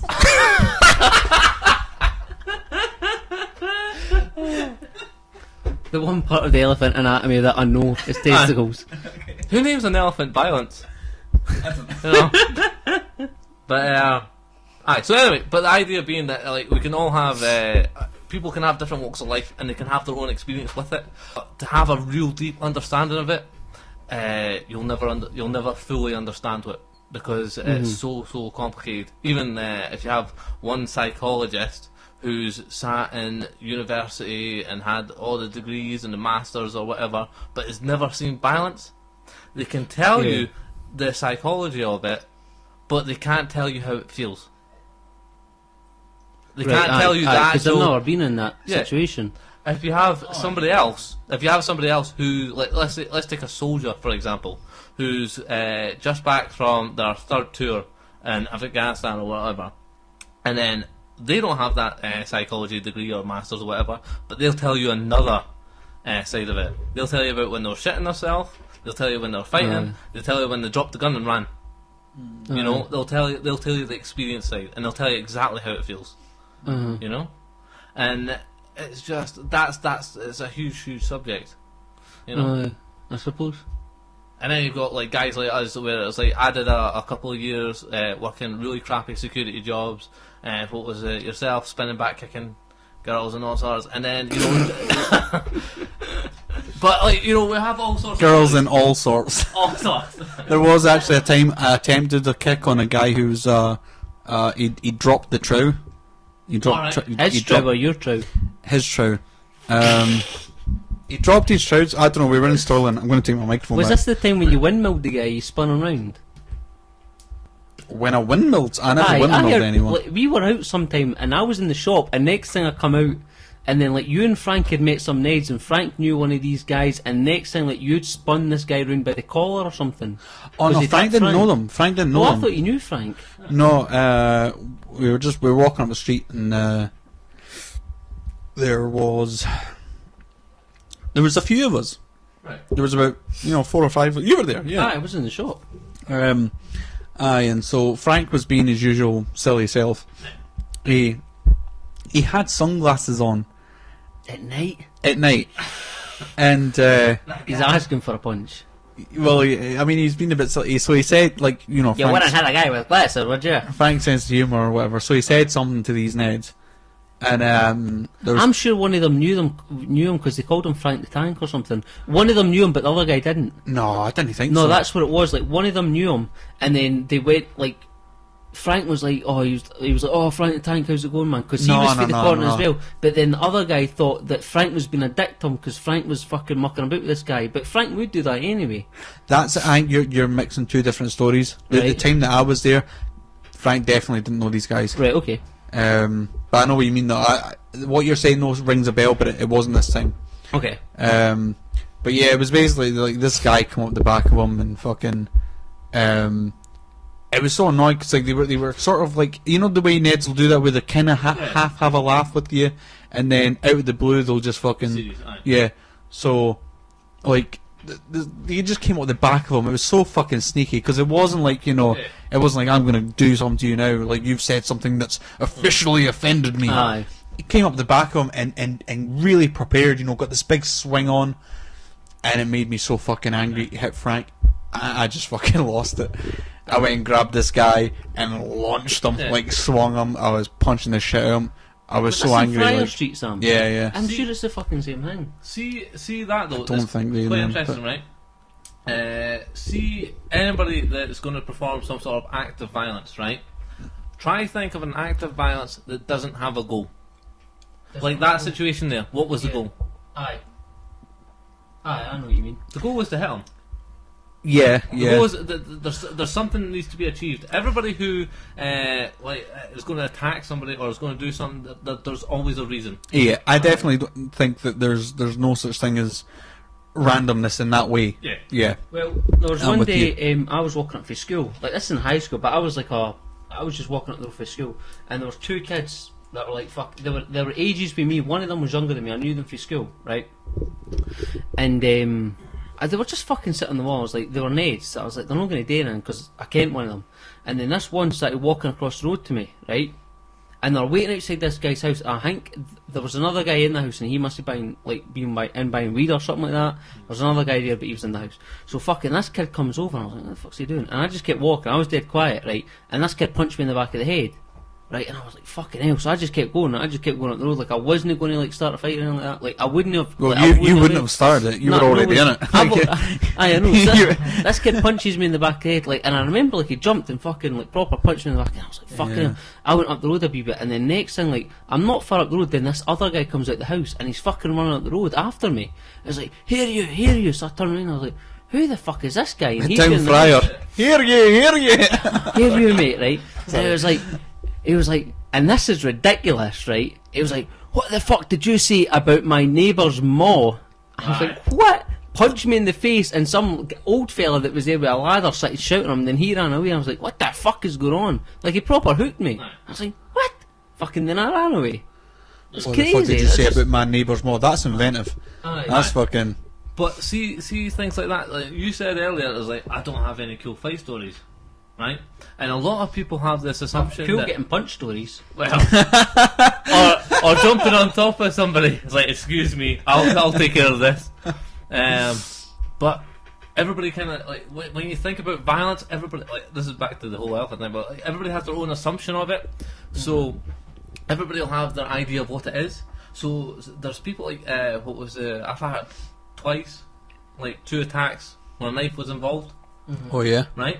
I completely disregarded it right? And I wrote down recently what I've done is I've taken every single assault or fight or scenario or whatever that I've been in, all the ones I can remember anyway. Yeah. I've then went at it like a police report, tried to go through everything and then go through my reaction and thought process. Now, obviously, like some of these are like years ago, but I'm trying to really consciously think about what did I do, how could I have made that better, what should I have done, type thing. Yeah, right? yeah. Obviously, that's hindsight, but it's just playing on using the experience to learn from it.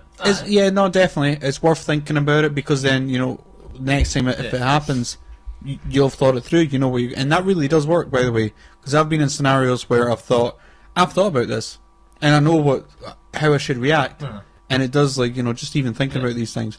I was in a situation once though. Actually, I think Stephen was there. Kieran as well was there. I think. This was this a house party? Because there was a situation with a house party. It was really funny. I liked it. I thought it was awesome.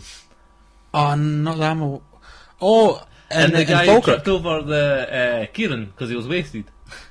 The guy tripped over the Kieran. I was trying to remember what it was. I was like, oh shit, it's Kieran. I'll tell you the one. No, it's not the one I was thinking about. No, we just come out of. We were in Alba. We were near the job centre, right?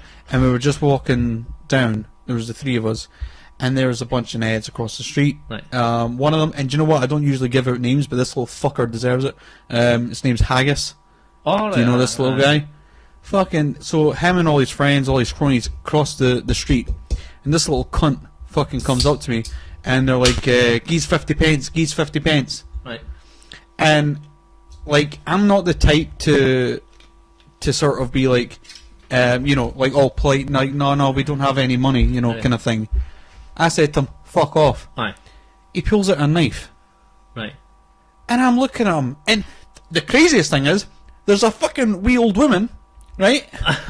Walks past, sees this, right? And you'd think she'd shout for help or she'd do something. You know what she says? What? She shouts, "Haggis, you're just out of the jail." Oh my god. And I'm like, really? This is the fucking town I'm in? Yeah. But yeah, I'm looking at him, and I just remember like okay, there was a little bit when I was doing kickboxing of kind of how to deal with knives, right? Nowhere near as much as what I'm prepared to. Like, I didn't get taught enough to prepare me to do anything. Yeah. So at that bit, I'm like, all right, I'm out. You're a tiny wee guy, and I fucking kick the shit out of you, but you've got a knife on me. I'm not chancing anything. Right. So I'm out. But I'm looking at him and I'm going, You're asking me for 50 pence. I told you to fuck off, and that's worth pulling a knife out? Aye. Really? Aye. Because you couldn't get 50 pence, or no, it probably wasn't even to do with the 50 pence. It was because I told him to fuck off, and that hurt his feelings. Aye. Aye. You know. Aye. Why did you just tell him to fuck off, Sam? That's rude. That's a bit rude, yeah. All he wanted was 50 pence. No, but they're coming up, they're being intimidating, there's a group of them, you know. There's no need. And that's what they want. They want people to feel kind of intimidated, like, I'll give you 50 pence if you leave me alone. Yeah. So my reaction, rather than say, oh no, we don't have anything, like, you know, no, my reaction is, fuck off. Because it's not just, I'm not just saying fuck off to you wanting your 50 pence. I'm saying fuck off to this whole thing that's coming at me here. Aye. You know, the scenario that's presenting itself. And then the wee knob pulls it. What was the other thing though? I don't remember this. Right, okay, right. Well, I'll tell this story. Regale you with the tale. We're at this house party, and then there was this lassie. She was being like just stupid, and just then mega drunk. I was mega drunk, and we're looking over. Now we're all looking. Like Stephen was there again. Kieran was there. Kieran was unconscious on the floor. What was it? Me and you were standing next to each other in the kitchen. Oh, I remember this. There we go. Pin drop. Oh, and then the I boyfriend. completely forgot about this. Then what was it? I don't know what happened. Well, I'll tell you what happened. But do you know, right. I don't know why what happened. Right, I'll tell you what happened. Okay, right? sorry. God, I think it was my fault. Right. I think I said something because the boyfriend was like, didn't look at her like that, and then I said something to be cheeky. So wait, just before, like, I remember the morning. It was after a party. Aye. It was. You set up the story because I'm bursting for a pee, but I really want to hear it. I'll tell you what. Go just now. Go just now. Run. I'll pee in the glass. That's not pee. You just wasted 5 seconds of this. Well, while he's there, before we talk about the story, Right. I do remember that. We went to Glasgow, didn't we? Yeah, we went afterwards. We got We made got in those the fucking 80s t-shirts and stuff. Oh, dude. Oh, tell me there's pictures of that somewhere. There is. Yeah? Yeah, there's one, and it's like a group photo of us, made in the 80s, pink t-shirts and flowery shorts. So, this kind of has to Oh, do you with... got kicked out of the shop. We all got kicked into the shopping centre because of you. What shopping centre? In Glasgow? Aye, because we went around Buchanan Galleries and we're telling jokes to all the different, all the staff that were working there. We just go up and tell like jokes, you know. What was it? I don't know, like one's about like, you know, what's the joke about the bike and it's too tired or something like that. I don't know. Anyway, just stupid jokes. And what happened? Fucking hell. We were doing like handstands and stuff like that. Like, I'll show you a trick handstand, and then like cartwheels and all sorts of stuff. And then the security woman comes over, and it's just like, right, you lot are just gonna have to leave. And then you just went up to her like, right, that's it. And we're like, what's I'm gonna do? I'm taking your joy. And you're doing like this sort of like fusion pose, like taking your joy, just shouting at her. It's not leaving, and then you're showing Fucking off hell. like, Do you know what? I don't even remember that. That's crazy. Oh, that's good. Good times. The night before / morning. Aye, the slash morning. This is the night after the party, and there was a lot of fights that happened that night as well. But, yeah, it was a bit of a crazy night. Aye, but this guy, this last. So there wasn't much of us left though. In the morning, there was me. There was a handful of people sitting in the kitchen. It was our clique. Or our group, yeah, and then there was a couple of other guys that were there. Mm-hmm. And what happened was that we went being daft, being silly. We were looking over naturally because it's like, oh, she's making an ass of herself. And then the drunk boyfriend comes in. Sorry, the girl was like being drunk and stuff. Aye. I can't remember what she was doing, but she was making an ass of herself. Because I remember little bits of this, but not much. But she was making an ass of herself, and then the boyfriend comes in. It's like, you looking at her? And then he basically took one look around us all, and I thought, because I was the smallest, he'd go for me. No, it turns to you. And he's like, right, you're getting that, blah, blah, blah. And he goes for you, right, with a slow motion right hand punch, and trips over Kieran, who's been unconscious, and you just guide his hand and just take his head into the oven, into the extractor fan. And it's just like, boom, he's unconscious on the floor, and you're just sitting on him like. I remember being on top of him and saying something. Yeah. Because what I remember from this was, I had no idea who this guy was. I had no idea where he came from. He just come for you. It just came out of the blue. Aye. All I seen was out of the blue. There's some guy that's trying to hit me. Yeah. And I remember actually, I said to him something along the lines with, "I'm a wrestler, you fucking idiot." I remember that. Yeah. And then he still Sounds like you, Sam. I know. That's good. And we were all chatting OTW. No. But what was it? Yeah, you did. It was awesome. It was just like guide, and then it's just the extractor fan, big, massive, melon-sized head shape. Dent. Oh, and not a dent. That was good. But it was so unprovoked. It was so like, I automatically assumed he thought I was someone else. Yeah. Well, we kind of all. Well, it was just looking to pick on somebody, Right. and it just happened to be you, and it just happened to be that Kieran was there. Just happened to be the wrong guy. But yeah, so because Kieran was on the floor, Yeah, he was unconscious. and what happened was He's the someone. unsung hero. Who was the real hero, the extractor fan or Kieran? You know. But yeah, what happened to Keenan was someone had poured tomato sauce down his trousers. That was the other guy. That was guy that was wearing a yellow shirt or something like that. Fuck, you remember a lot about I that. know. That's good, man. I like that. So we were all going to go into Glasgow the morning after this party, Right. and we went in, and of course Kieran needed new clothes. Right. Oh, yeah, no, yeah, that's yeah. when he's all dressed up the same. This is I why, remember yeah. seeing So, pictures of that. Yeah. That's cool, man. so just for the viewers, so there was about 7 of us, I think. There was a lot of us. Oh, there was about 8 or 9 of us already. Oh, yeah. Because I think there was. I think. Me, you, Kieran, Steve, Ewan, Matt was there. Matt. And there was a couple others, but I can't remember. Well, just count me twice, and Aye, sure. So 7. So I remember going in though, like we went into Primark, and of course Kieran was like, right, fuck it, I just need a change of clothes. And so they had a special on these bright pink T-shirts that said "Made in the 80s," and they were like fucking neon pink. Yeah. And these shorts that were like, I think they were yellow and black and all Yeah, flowery. Flowers, yeah. And so we thought, well, fuck it. If Kieran's getting new clothes, let's Well, all get new clothes. So we all bought the exact same clothes. It was awesome. And then we walked around Glasgow on the day, and Do you everyone. remember Hellfire, the shop, and we all went like exactly like 2 minutes Between each other.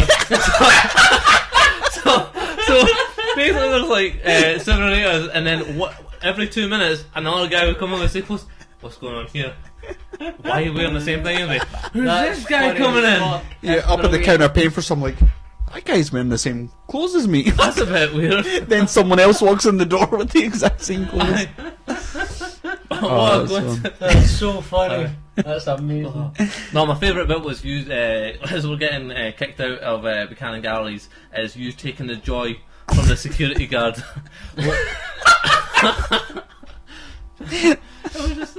She said, "I'm gonna have to ask you to leave. You know, causing a ruckus and all that."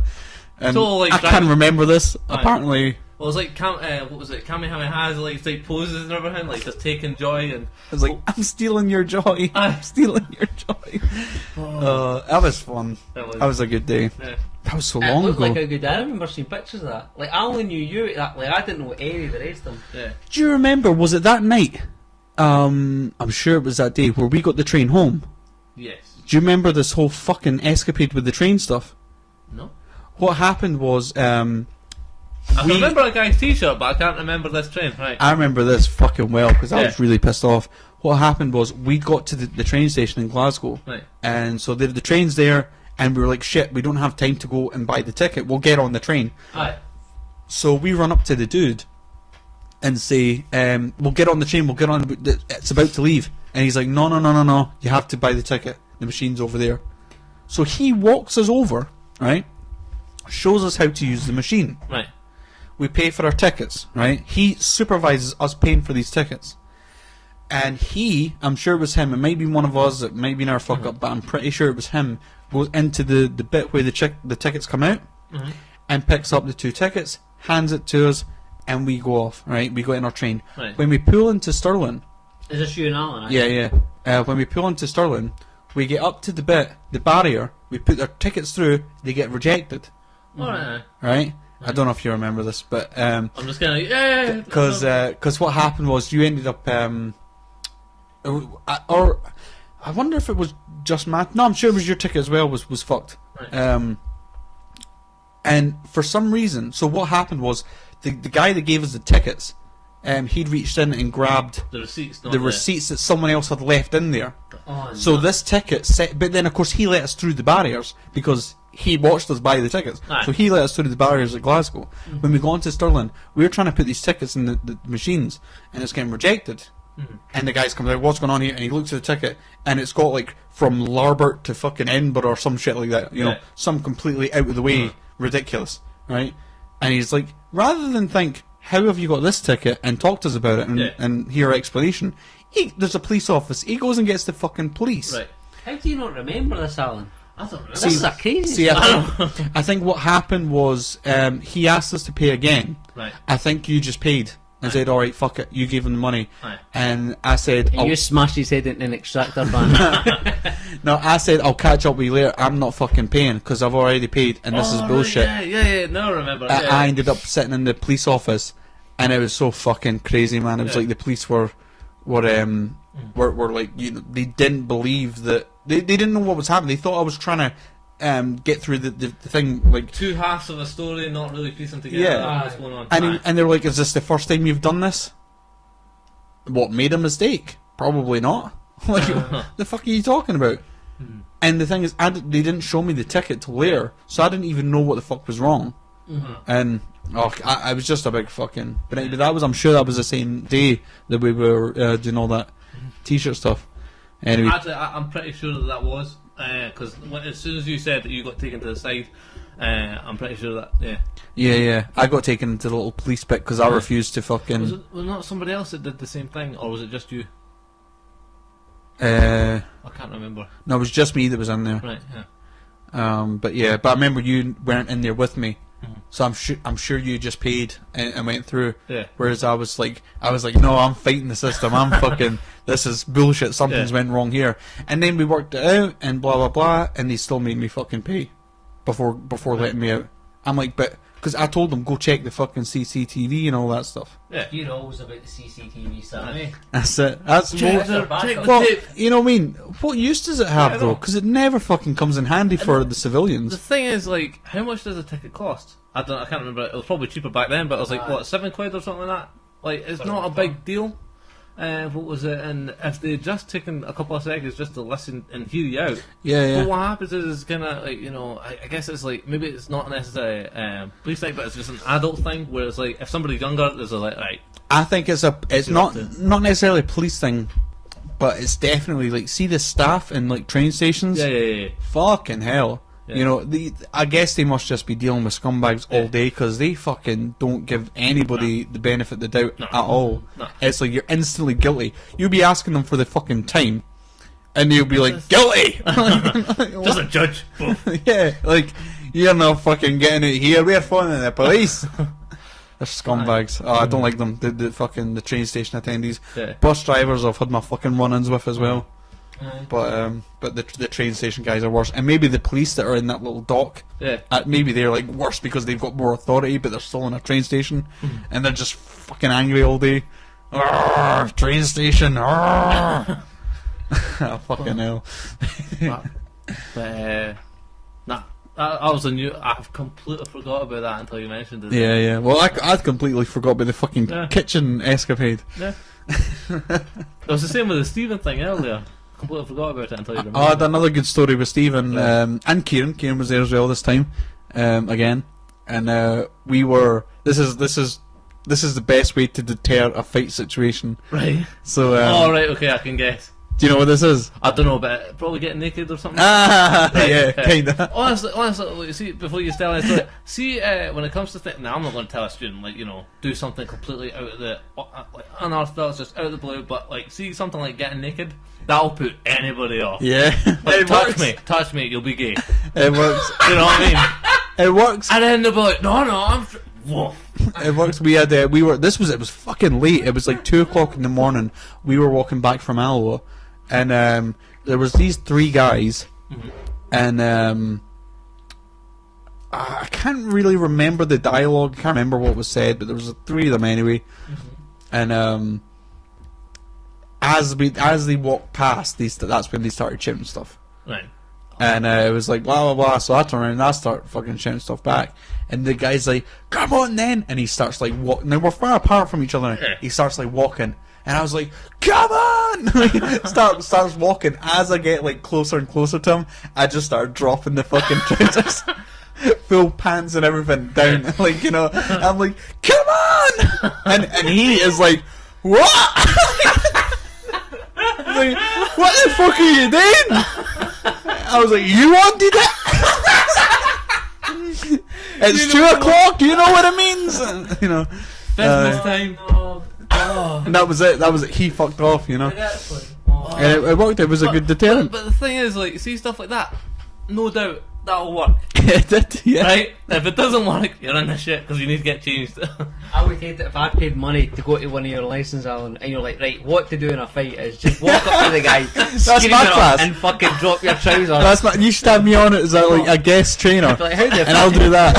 How much have I paid for this? Rex Kwon Do guy. What? The Rex Kwon Do, yeah. Get that mirror. You know how he's got the big, what do you call them? The big trousers, they're almost like pyjamas, but they're not. Pajamas. I used to have quite a few of them, Yeah. like style, like, you know, I'd have red ones with dragons on them and stuff. I don't know what the fuck I was thinking. I can imagine you. Actually, I think I remember them. Oh yeah, Yeah. But, what was it? There was something. I keep forgetting stuff. it'll come to you. Stuff. Even if it's in the middle of the night, it'll come to you. Too late. You'll Well, phone in next week. That thing, fuck, I forgot again. I'll be back next week. Oh shit, we have.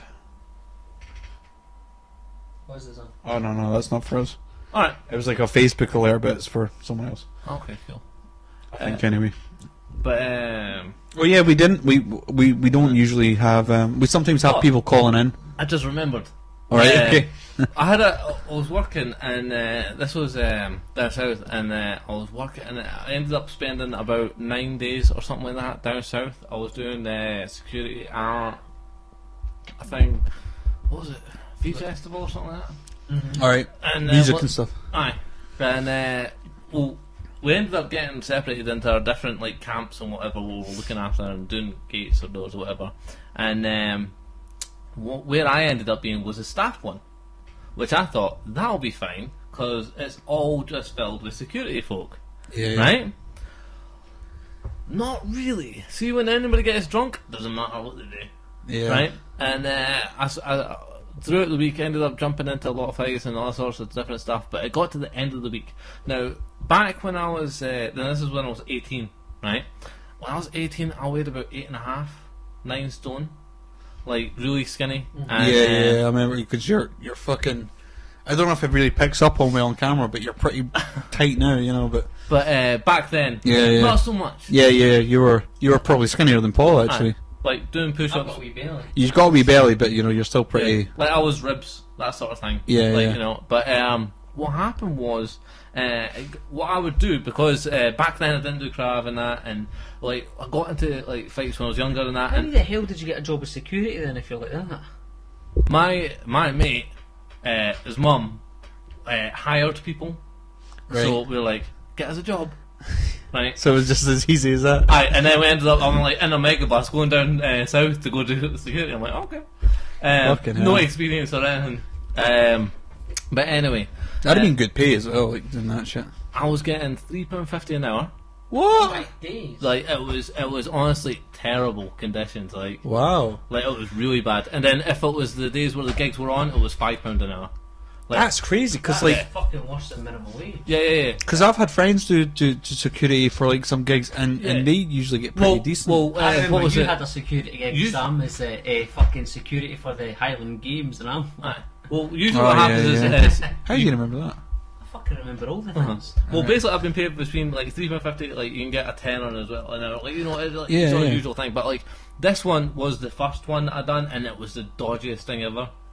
But anyway, so I'm down south, and what my tactic was, because I ended up in a couple of situations when I was younger, and basically there was a couple of serious ones, and I knew that Taekwondo didn't work for me. Right. And so I just basically had no background. Like all my years like training beforehand, I just like raised it type thing. How long? Just quickly, how long have you been doing Krav for? Not just instructing, but how long have you? 5 years, something like 5 that. years. 5 How long have you been instructing? 2-3 years now. Right. Yeah. What was I going to say? So you were down. Down south. Alright. So basically, what my tactic was when I was 18 was when I was dealing with folk like that. Now we didn't get breaks. Now I was working about 12-hour shifts. Mm-hmm. Like stand there, no break. Oh my. Right. God. If you got caught on a break, it wasn't good. Right. And what happened? Like this is what I mean. It wasn't good conditions, like working wise. Yeah, but that's I thought hardcore. I was kind of like, you know, I don't care. It's only for 7 days, and it's an experience. And what age were you? 18. So, and this is me when I had long hair and everything as well, like tucked into my jacket and that, so people would see it and that. But what I would do is I would before the shift would start, I'd sneak off to the sort of cafeteria bit, and I would steal food. Right, I would steal food and put it in my jacket, not for me.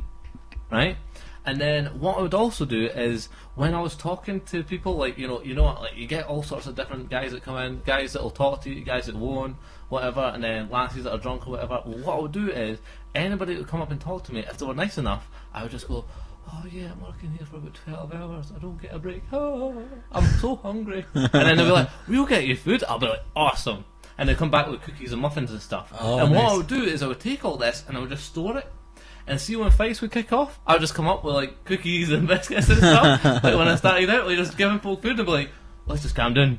Like to start off with, like that's. Well, now that you're incentivizing them to have fights because they're like, hey, that Alan guy gives out cookies whenever there's a fight. but what happened was there was one time, like it was near the end, right, and I was down to my last Mars bar, right? Oh, no, we've all been there. But basically, what happened, like throughout, now that was the tactic for the majority of it, like the first time round. And what was it? There was a few situations like that just didn't matter what you were doing. It was just kind of like pulling people off. But luckily, there was a couple of guys there that would help out, etc. But this one in particular, I had a Mars bar, and I just had enough of it. And I think it was like 4 or 5 in the morning. And these two guys, and like, see when you get drunk, guys, see when they're arguing. Most of the time, it's like pretend tough guy act. Like they're just doing it to, like, you know, they don't want to back down because they don't want to seem weaker than the other guy. All you have to do is go, oh no, you know what, you win, man, and then walk away, and then that's cool because he gets to keep his dominance. Okay, you if you do that as a tactic, Do you know what? It actually makes you look like the tougher guy. If you're like, you know, alright, it's cool, man, you know, you have your whatever. or you do the opposite way, you play confident and you go, look, you're not worth my time, see you later, and you just ignore it and you go away. But either way, these two guys not wanting to budge, and they're shouting things like, I want to headbutt you, I want to smash you, I want to do this, I want to fuck you up, blah, blah, blah. And I'm like, oh fuck this. All I've done from 8 o'clock that afternoon was jump into fights and split them up. I had enough. Right? And the whole week, hardly any sleep, hardly, like, no breaks, anything like that, and just been working between 12 to like 16 hours, like crazy shifts. And what happened? So I'll go up to them, I'll break the Mars bar in half and hit them with it. I was like, I have a fucking Mars bar. I didn't realise till afterwards what I'd done, but I hit them with the Mars bar. And then they took it, and then I'm like, right. And then, because they were so in the zone of like wanting to get to each other, that what was it? They completely forgot. And then they're both eating it. And then there's this wee short guy who's bald and like clearly kind of looks like somebody that me personally at that time especially goes, I'm not messing with that guy. And then the other guy was a huge guy with dreads. And then the guy with the dreads starts eating it. He's like, I don't like chocolate. And then that kicks up another fight because the guy that's bald is like, whoa. See when a geezer comes up to you, gives you chocolate, yeah, fucking eat it. And then they go back at each other again. Bye. But that was just a random situation where I hit two guys with a Mars bar. I thought it was quite funny. You know, it's funny, but I think there's something to that, like breaking people's conditioning. Yeah, because you what you're doing is you're breaking the mentality, or you're really changing the thought process. Yeah, I think the first time I saw it. Like you stripping off. That's it. It's a similar type of thing. The first time I sort of heard all like kind of that breaking the condition stuff, there's a guy called Tony Robbins. Right. Oh yeah. Don't know if you know about him. I've heard the name. Or I think he goes by Anthony Robbins as well. I've not heard that name. And he talks a lot about. That's a different name. He's in a fucking Jack Black movie, Shallow Hal. Yeah. He's the big guy in the elevator that gives him the curse. Yeah. Oh yeah. But he's like a proper like you know, he has all these books. He's a sort of motivational speaker kind of guy. And I remember listening to him, and he's talking about breaking the conditioning, and he'd be like, there was this girl that came up and.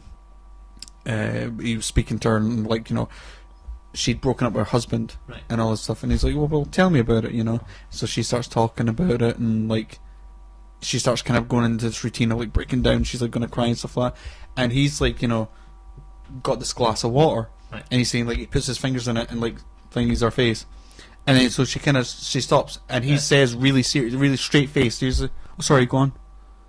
And then she's just like, did that just happen? And then she starts like, you know, talking again and all that stuff, and then he's like fucking does it again, you know, sprinkles the water in her face, and then all of a sudden she can't now sort of tell the story without, you know, laughing, and like it's a weird thing that now anytime she goes to go into the mode of telling anyone about breaking the condition. Or her husband and all that stuff, she'll remember this thing and it'll make her laugh. And it's sort of the way he describes it, is like this record player playing round that you sort of put a dent in it that like now it jumps every you know, and so I think there's something to that about, like, you know, taking these scenarios and just doing something weird and crazy that does sort of make everyone left field. Now it's not obviously something that like most people recommend. I was going to say you probably wouldn't. I don't know if you would teach your class that. But the thing is, like, if it sounds taboo, right? If it sounds taboo, then you're not going to do well outside. Because if it sounds too well, if you're not willing to, let's say, go up to a stranger and go "fuck you" and then walk off. Like, just go up to go, I hate you, and then walk away. Like, or sprinkle somebody with water and then walk away, as if it was nothing.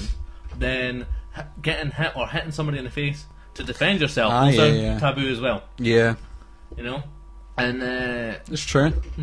so with that, it's like, okay, I'm like, you know, you're not going to let's get naked. You know, if a fight kicks off, but do something left field. Oh, if a fight kicks off. But what things that like I do encourage in class is things like if you were going to do something left field, you could use your jacket. You wave your jacket around, or just go blah blah blah. You know, do something. Just something let's weird. act crazy. Yeah. Just go like, you know, Crazy eyes. Aye. You know, if somebody goes out like you does it, like you looking at me type thing. You know, you looking at me. You just say a standard, very, very standard. Average, I'll give you a 7, and then keep walking. Well, but like, you know, something just left field. What was it? You could either do it where somebody says that and it's like, what? Sorry, I was completely distracted. You know, how you doing anyway? You all right? Yeah. Going up to the guy, oh, just be nice to you. Oh, you all right? That's a good thing. If you were to do that, like, you know, if someone comes right up to you, the fuck are you doing? You say, oh, how's it going? How's your dad getting on? Aye. You know, immediately they're going, oh shit, wait, what? Like, you know, it's completely fucking fuck with them, you know. Aye. But like that sort of thing, or like, you know, either going up to them being like, oh, how's it going? You know, just being like that, or just start talking to them like just. I don't know if you know, like math or something like that. Just like 2 + 2 = 5, or blah blah blah. They'll probably hit you for that. Or just start reciting something. I don't know. Just do something like just completely left field to get them off it. I'd almost do like as if pretend that they started a conversation with you, and it'd be like, "Who the fuck, Jink? You're gone." You turn around. Sorry, 24. No, I never watched the last night. Was any good? You know, Aye. just But it's so put left them on field. the yeah. Because what they're looking for is for you to comply and play the game. Well, play the game, which is what? What do you mean? Yeah, they want it to be that. Aye. And do you know what? They get it from fucking movies as well. Yeah, you know what? See this? That comes from movies. See if anybody points at like let's take like a gun, because it's a movie scenario, right? Point a gun at you, hands come up. Why? Why do the hands go up? That's still going to defend you. Like, exactly. What was it? It does nothing for you. It's like this, and he hasn't even said it yet. He hasn't said put your hands up. He's just like pointed like a gun or a knife or something. Unless you're a really good mime artist, then you can be like, aye, like dodge the bullets, you know. Because he's like, there's a wall. Oh yeah, there's a wall. And that's true though. People do that kind of. Although I suppose it probably stems from police, you know, saying put your hands up and all that stuff. Well, even there, you can put your hands up. Just put them beside your pockets. I've still got my hands up. Well, my hands up. What? Easy. You know, this sort of thing. You know, whatever you want. But this, it's kind of weird. If I do that quickly, right, and it puts him off. If you do it quick enough. What are you doing with your hands? Up, put them up. Aye, because the perception might be that you're going to reach out and grab the gun or whatever, or you're going to do X, Y, Z, and it's going to. So, when all you're doing is raising your hands, but they've got that itchy finger or the itchy hand with a knife. I'm just thinking, because where we live, it's probably not too. But I don't think there's much of a gun threat anyway. No. But like, I was just using an example because it leads to. No, movies. I'm just wondering though, because obviously Krav Maga would have it. Am I saying? I don't know if I'm saying it right. Yeah. It would have instilled because of where it's from and everything like that. But I wonder if you sort of alter.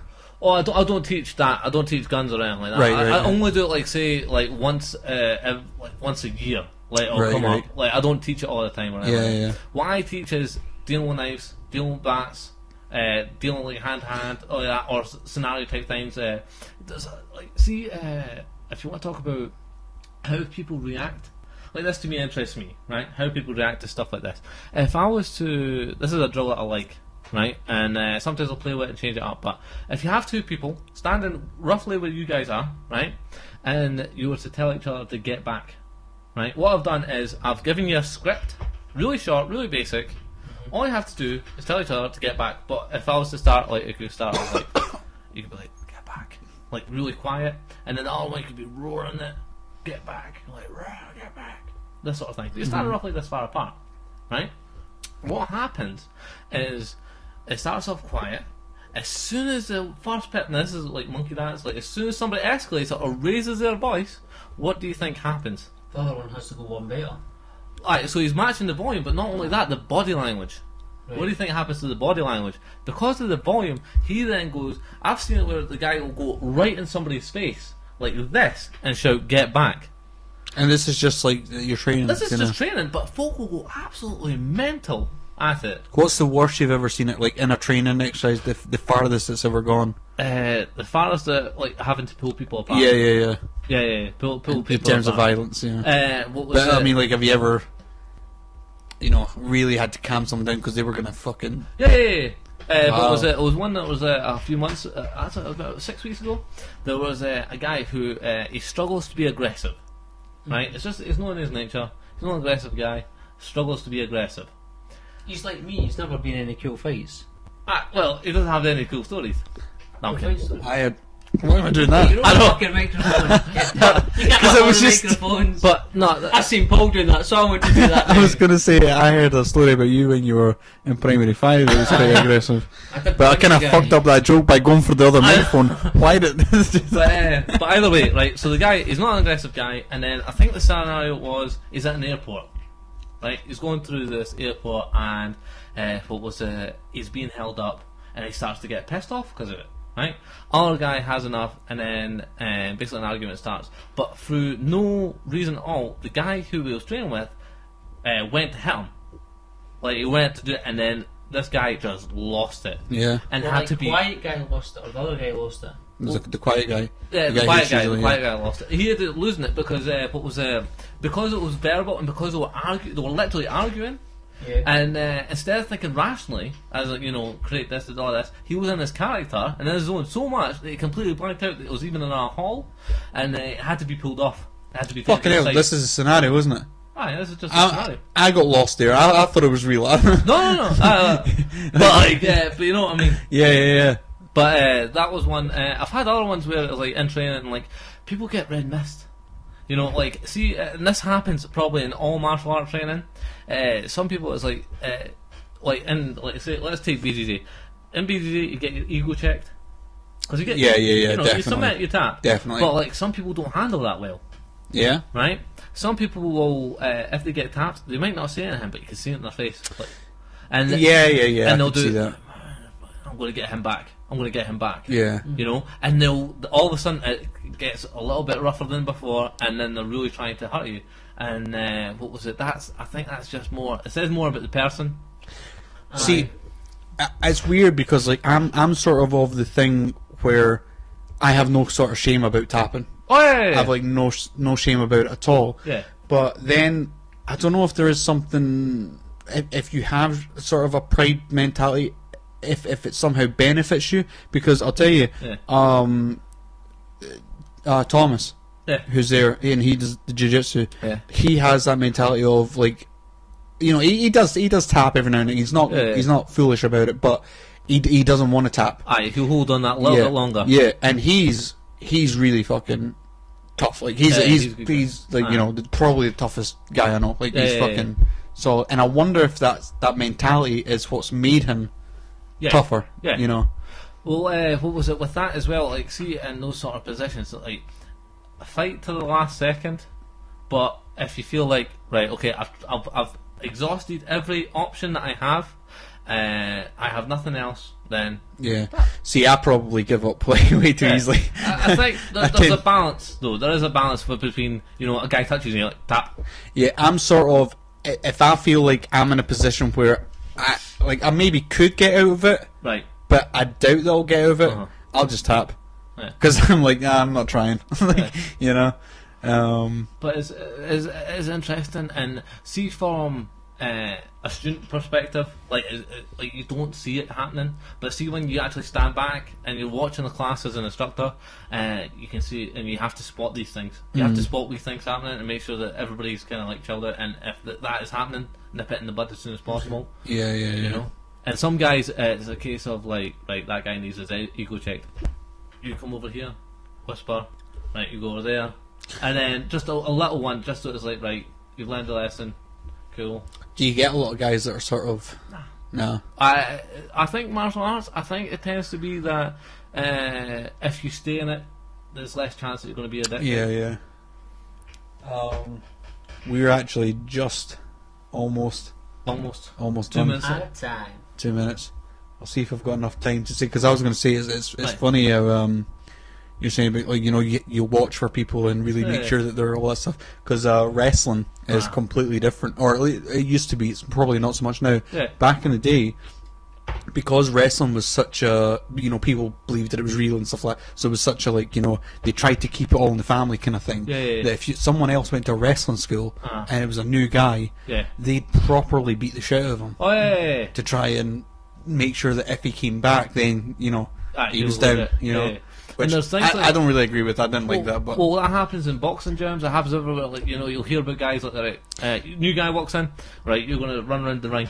What? Going to run around the ring? Keep going. No, like 2 hours of it, and then they'll do it for months until they're allowed to come in and actually hit pads or touch a bag. Right, before they're even allowed. As a way of, like, I don't know. I suppose because they do want people to be dedicated and everything. Like, I'll tell you what, guys, we're going to fucking end it there, because that's just about time, and I'm a bit of a time Nazi, but that was fucking awesome having you in, man. I really enjoyed it. You enjoyed it? I feel a bit bad for Paul, because I feel like he didn't get... No, like, I feel like I was listening to a podcast like that would have wanted to listen to, so it was alright. Like, I had fucking fun. What was I hope that went well, and it's for you guys and that, and I hope that was interesting enough. I think it did. Dude, it's another new world. Like, if you want to shout out your fucking where people can go to, right? If you go to ikms.co.uk, you can find us there. You can book an induction, and you can get training with myself. It's in Stirling, where if you want to train with me, it's on Monday, and it's on a Wednesday, and it's from 6:30 till 8. It is at the Peak in Stirling. If you want to go down into Perth, you can find time location there, and it's 7:30 till 9:30, and that's classes I'm teaching at the moment. Awesome. So yeah. That's cool. Thanks very much for coming in. Oh, no problem. It was fun. It was really fun. It was really good. So I don't think we've got anything else to say, Paul, do we? Other than I need another pee. Other than he needs another pee. And aye. Thanks. Learned a lot. Yeah. Bonding experience. I did. It was good. It was good. Let us know what that's the only thing I'll say. Give us a like, don't give us a dislike. Give us a like. If you dislike it, just don't do anything. Aye. And leave in the comments what you guys thought, and we'll catch you next week. Thanks, guys. Thanks. Maga is it instructor? Yeah. So what I do for a living is basically I teach martial arts and self-defense for a living. That's awesome. Yeah. Doing that for your fucking day job. That's cool. But basically, what it is, for those that don't know, Krav Maga is self-defense system, mainly not a martial art, because the idea is there isn't any rules. The only rules that are in the system is depending on the laws that are in your country. Alright. So if you're defending yourself, then you've got to apply to the laws that are in your country. So you don't mean when you're on the street, like there's you mean like when you do proper competitions? Yeah, no. I mean like or just even training. If you got outside, if you were to walk out of class, got into a fight, you defended yourself, managed to get away, CCTV or whatever, police end up there, you end up being questioned, etc. As long as you whatever happened from A to B, as long as you can justify your actions and stay within the lines of the law, then that's the rules, basically. That's cool. So you're allowed to. So explain, what would be an illegal thing? What would be an illegal thing? Right, let's say I get into a situation where there's a bat involved. Right. So the guy comes out, like maybe it's threatening with a baseball bat, something like this.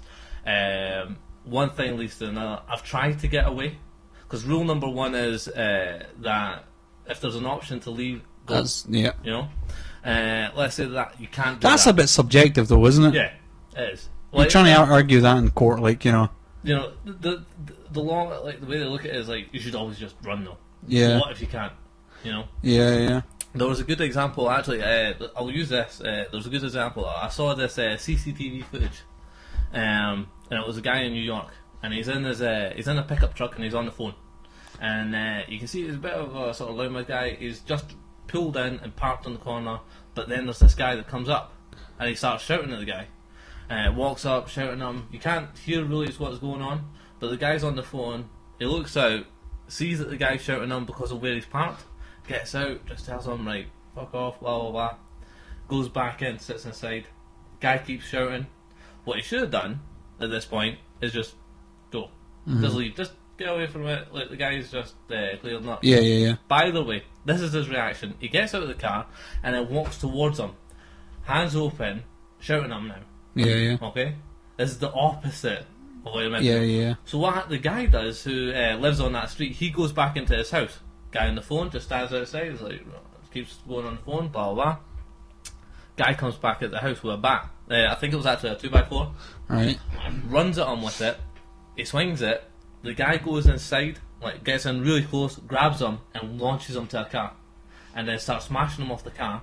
And then holds him down, starts shouting for the police. Police, blah, blah, blah. Right? That's a bit over the top. Right?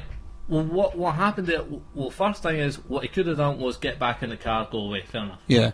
The situation escalates because the guy went away. Right? Guy went away, but when he came back with a bat. So it's escalated. Yeah. When he swung for him, he then. Oh, hey Siri, what's going on here? What are we having first, sir? We're not bothered now. Hey, wait, that's us. Right, okay. My name is Sam, and that's not all. I got a pretty good show with my good friend Paul. So listen up to the chairman of the board. I talk to him and he talks to me. We talk a lot of shit, but you get it for free. So don't complain, these gadgets cost a lot. So now we're at the end of the song, and everybody knows what's going on. So here we have the chairman of the, yes we have the chairman of the board.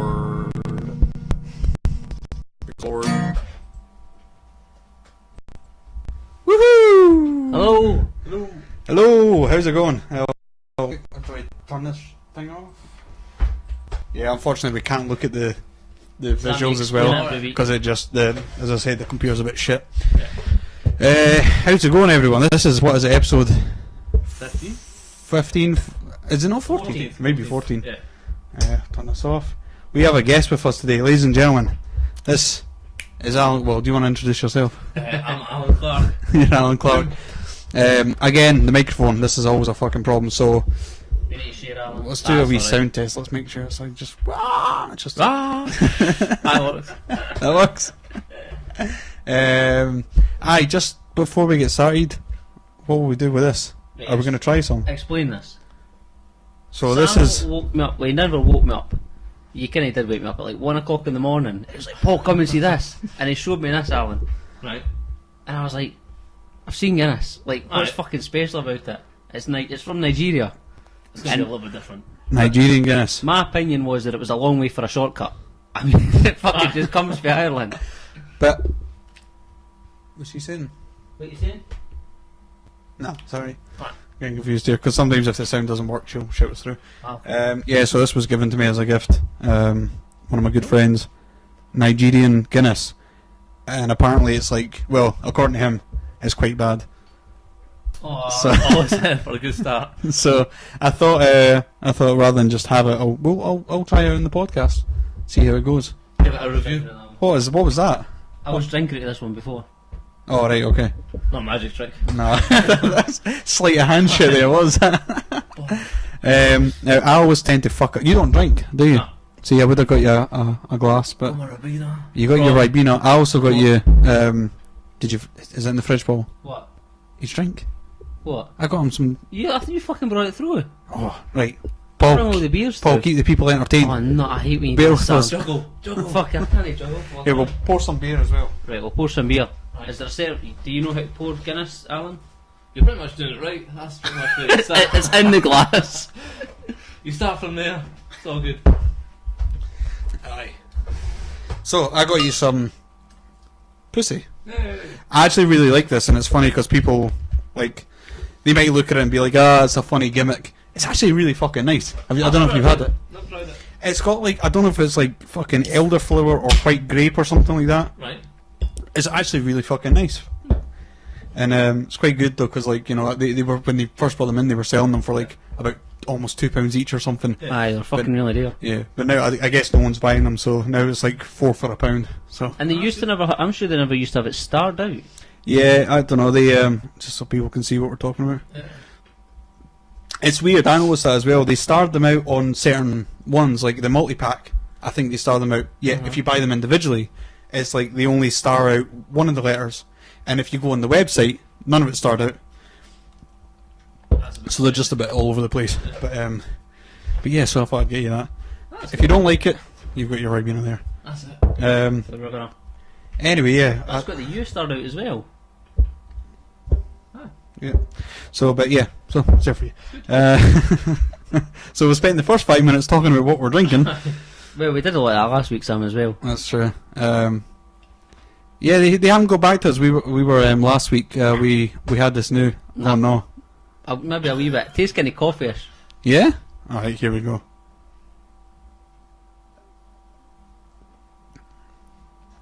Oh, that is quite. Aye, it's different, eh? Oh, nah. Is it just bitter or? You want to taste? No. No. I mean, it is like Guinness. Well, I It's suppose like coffee and wine. Coffee yeah, and red wine. Yeah. That's exactly what it tastes like. Someone makes coffee and red wine. That's what it tastes like, with a hint of Guinness. Well, I don't even think it. Guinness is always really smooth but heavy, and I don't even really like Guinness that much. Yeah, this is just a bit bitter. Oh, If I you don't don't know. like Guinness that much, this is the You're drinking it though. I know. You're fucking I drinking feel like I it. need to finish it so I can use my glass for my beer. What else did we get to drink, Paul? Seeing as we're on the fucking subject, we actually got loads of shit today. We went to B&M's. We went to B&M's We're and bigging just up B&M's fucking- again. We've got Jim Beam with lime, but we'll report on that later. Yeah, and I think sponsors. I know this is what it's like. Well, see, last week we had like this beer I'd never seen before. It was called Maverick beer, Alright, cool. and we thought that's a good idea with the fucking Maverick It's shit. really tasty. And by the way, feel free just to like swipe the thing. Alright, just take it. Yeah, Aye, take it. just Aye. take it. Yeah, so we had like Maverick beer, and we thought, oh, that'd be awesome if we could like maybe get, because we don't want a sponsor as in like they're gonna give us money to fucking talk about their shit. Like Yeah. even just a couple of bottles of beer, like why Yeah. not? So we thought they'd be cool and do that, but they've not got back to us yet. Right. But maybe they're just busy. Maybe they didn't get that email. I don't know. But I don't know. I think it'd be cool. Like I'm not really that bothered about having sponsors, but Yeah. we're drinking beer every week on it anyway. So Yeah. why not have something that's kind of like it? Anyway, yeah. Sorry, ladies and gentlemen, we've been talking about fucking alcohol for the first Alcohol and 6 pussy. minutes. It's a good start. Alcohol and pussy. That's a good start to any podcast. So, but yeah, today we have Alan Clark, and how would you describe yourself, Alan? How would I describe myself? You want to talk about what I do for a living? Yeah, well, I mean, because you're not you do it as a living now, yeah? Yeah. You're a Krav Maga. How old are you again? Yeah. You know, what's your name? And even if you found out that he was 15, if this guy's like 6 foot and built like Yeah. Aye, then it still pose a threat. it's still he can still kick the shit out of you. Yeah. You know. It's funny as well. We were actually we had one of our viewers wanted us to do a show about police brutality Alright. and that kind of stuff. Yeah. I feel like we're almost kind of touching on that a little bit. Touching on that a little bit. Is there a lot of police that do the Krav Maga? Yeah. One of my mates is a police officer, and he's fought all around the world. Right. Right. So he's got two different perspectives. Wait, just before we go any further and stuff, because I don't know if people like really know like where's like Krav Maga from, and like kind of how big is it in this country and everything. It's getting bigger in this country. Definitely getting bigger in this country. Krav Maga comes from Israel. It came around in the 40s. It was made out of necessity. There was a guy. The guy who made it, his name was Amy Lichtenfield. Right. Amy. He's the guy that founded the whole. He founded the whole thing. He was a boxer and a wrestler who competed, and where he was living, when Nazis and everything like that were coming in, obviously gang fights were happening in the street with Jews, etc. And basically what had happened is he would go in and fight against like guys like these as well. And basically from that, it led to him. That from that point led to him in the army, led to him teaching the army how to fight, etc. And what would happen is because of the war and because people were getting sent out, he didn't have a lot of time to train them. So let's say like 6 months, you've got to train a guy. If you take it like a funnel, right? At the top is where most people sit when it comes to learning a new skill. Right. Right? You get guys that'll get a general idea of it, and then you get the guys at the bottom of the funnel, the small drips, that are the guys who just pick it up instantly and can do very complicated moves very, very quickly. Right. Right? So what he realised was a lot of these guys are just Jewish guys who have been forced in because of the situation to go to war. They're not fighters. Yeah. Right? So because they're not And not fighters, doing it as a fucking hobby either. They're about to go to war. Yeah. So for him, he had to change the way that he was teaching, and also change the sort of style. So it had to be, everything was go in, do what you need to do, get out. So everything's life or death. Right. Basically, from that point, it led out to, it was more of a military system. After Amy's like service and what have you, he brought it to the civilians. A guy. So it was restricted for like the military. Oh, it was just for the military. All right. So it was basically like literally life or death. And then when they made it for civilians, obviously you can't go in with the mentality of a soldier. Yeah. You know, mentality of a soldier. If something fucks up, a technique or whatever, Yeah. or like a fight, you push away, you get your gun and bang, and then that's it, resolved. And defended himself. After that point, when he held him down, whatever, that's fine. The point where it would be like against the law or whatever is if he, let's say, it went to the ground and then started to jump on his head. Yeah, because he's restrained them, and that's fine. But it's kind of taking advantage of someone that you've now restrained. It's kind of similar. I guess the police are kind of operate that way as well, don't they? Or they're supposed to. Well, they're supposed to. But if let's say the guy's now on the ground, he's went to get back up, you hit him, and he's like, that's it, he's down, right? He's down. Maybe he's even in the fetal position. If you start stomping on his head, for example, there's a fine line before you're defending yourself before that then becomes assault. Mm-hmm. You know? Yeah. Because you'd everything that you do now under stress, your heart rate is going through the roof. Right? Yeah. That's the other thing. And as much as they do take that into account, they expect you to think clearly, which I think is a bit wrong. Because there's no way that you can. Well, yeah, really. you've got adrenaline and fucking everything going on. Everything's going through the roof. Your senses are going haywire. The thing is as well, like, how are you going to know that he's properly restrained? Like, if you've got someone down, you have to think about, is he likely to get back up? Yeah. And that's what I mean, it's so subjective, you know, because he can get in trouble for, like, you know, this kind of stuff. Well, see, another thing is, like, this is what makes it quite complicated as well, is another scenario. Let's take a police officer's point of view, right? Police officer gets out of the car. This is a situation in America. Gets out of the car. He sees a guy who weighs roughly about 125 kilo, right? Right. And he's a big guy, 6'3", whatever. Is this a video? I think there's a video of it out there, but it was just for a scenario case. Yeah. Right? But either way, the guy's got, let's say he's got a club and he's swinging it in front of him. He's shouting abuse. He's saying things like, "I'm going to kill you. I'm going to do this. I'm going to do that." Right? Police officer then has a choice. What does he do to get him down? Because if he goes out into the street, there's public, etc. You know, he's going to hurt somebody. Yeah. Right? The police officer takes out his taser gun, tases him. Right? Mm-hmm. Takes him down, rests him, whatever. Right? Okay. Is that fine? Yeah. He's 15. All right. You see how? Yeah. You see how a small detail can change yeah, I know. I get you. a I get you. situation. Because it flips the way you're thinking about it. Yeah. Because then you think, I don't know, like, how big was he though? I mean, he's 15, but I'm kind of thinking, because my first reaction would be, if he's 15, you should be able to try and talk to him. You should be able to calm him down.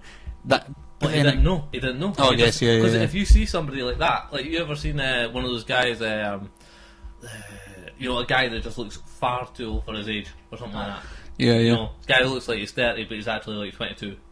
You know, Yeah. just by his shape. I know a few people like that.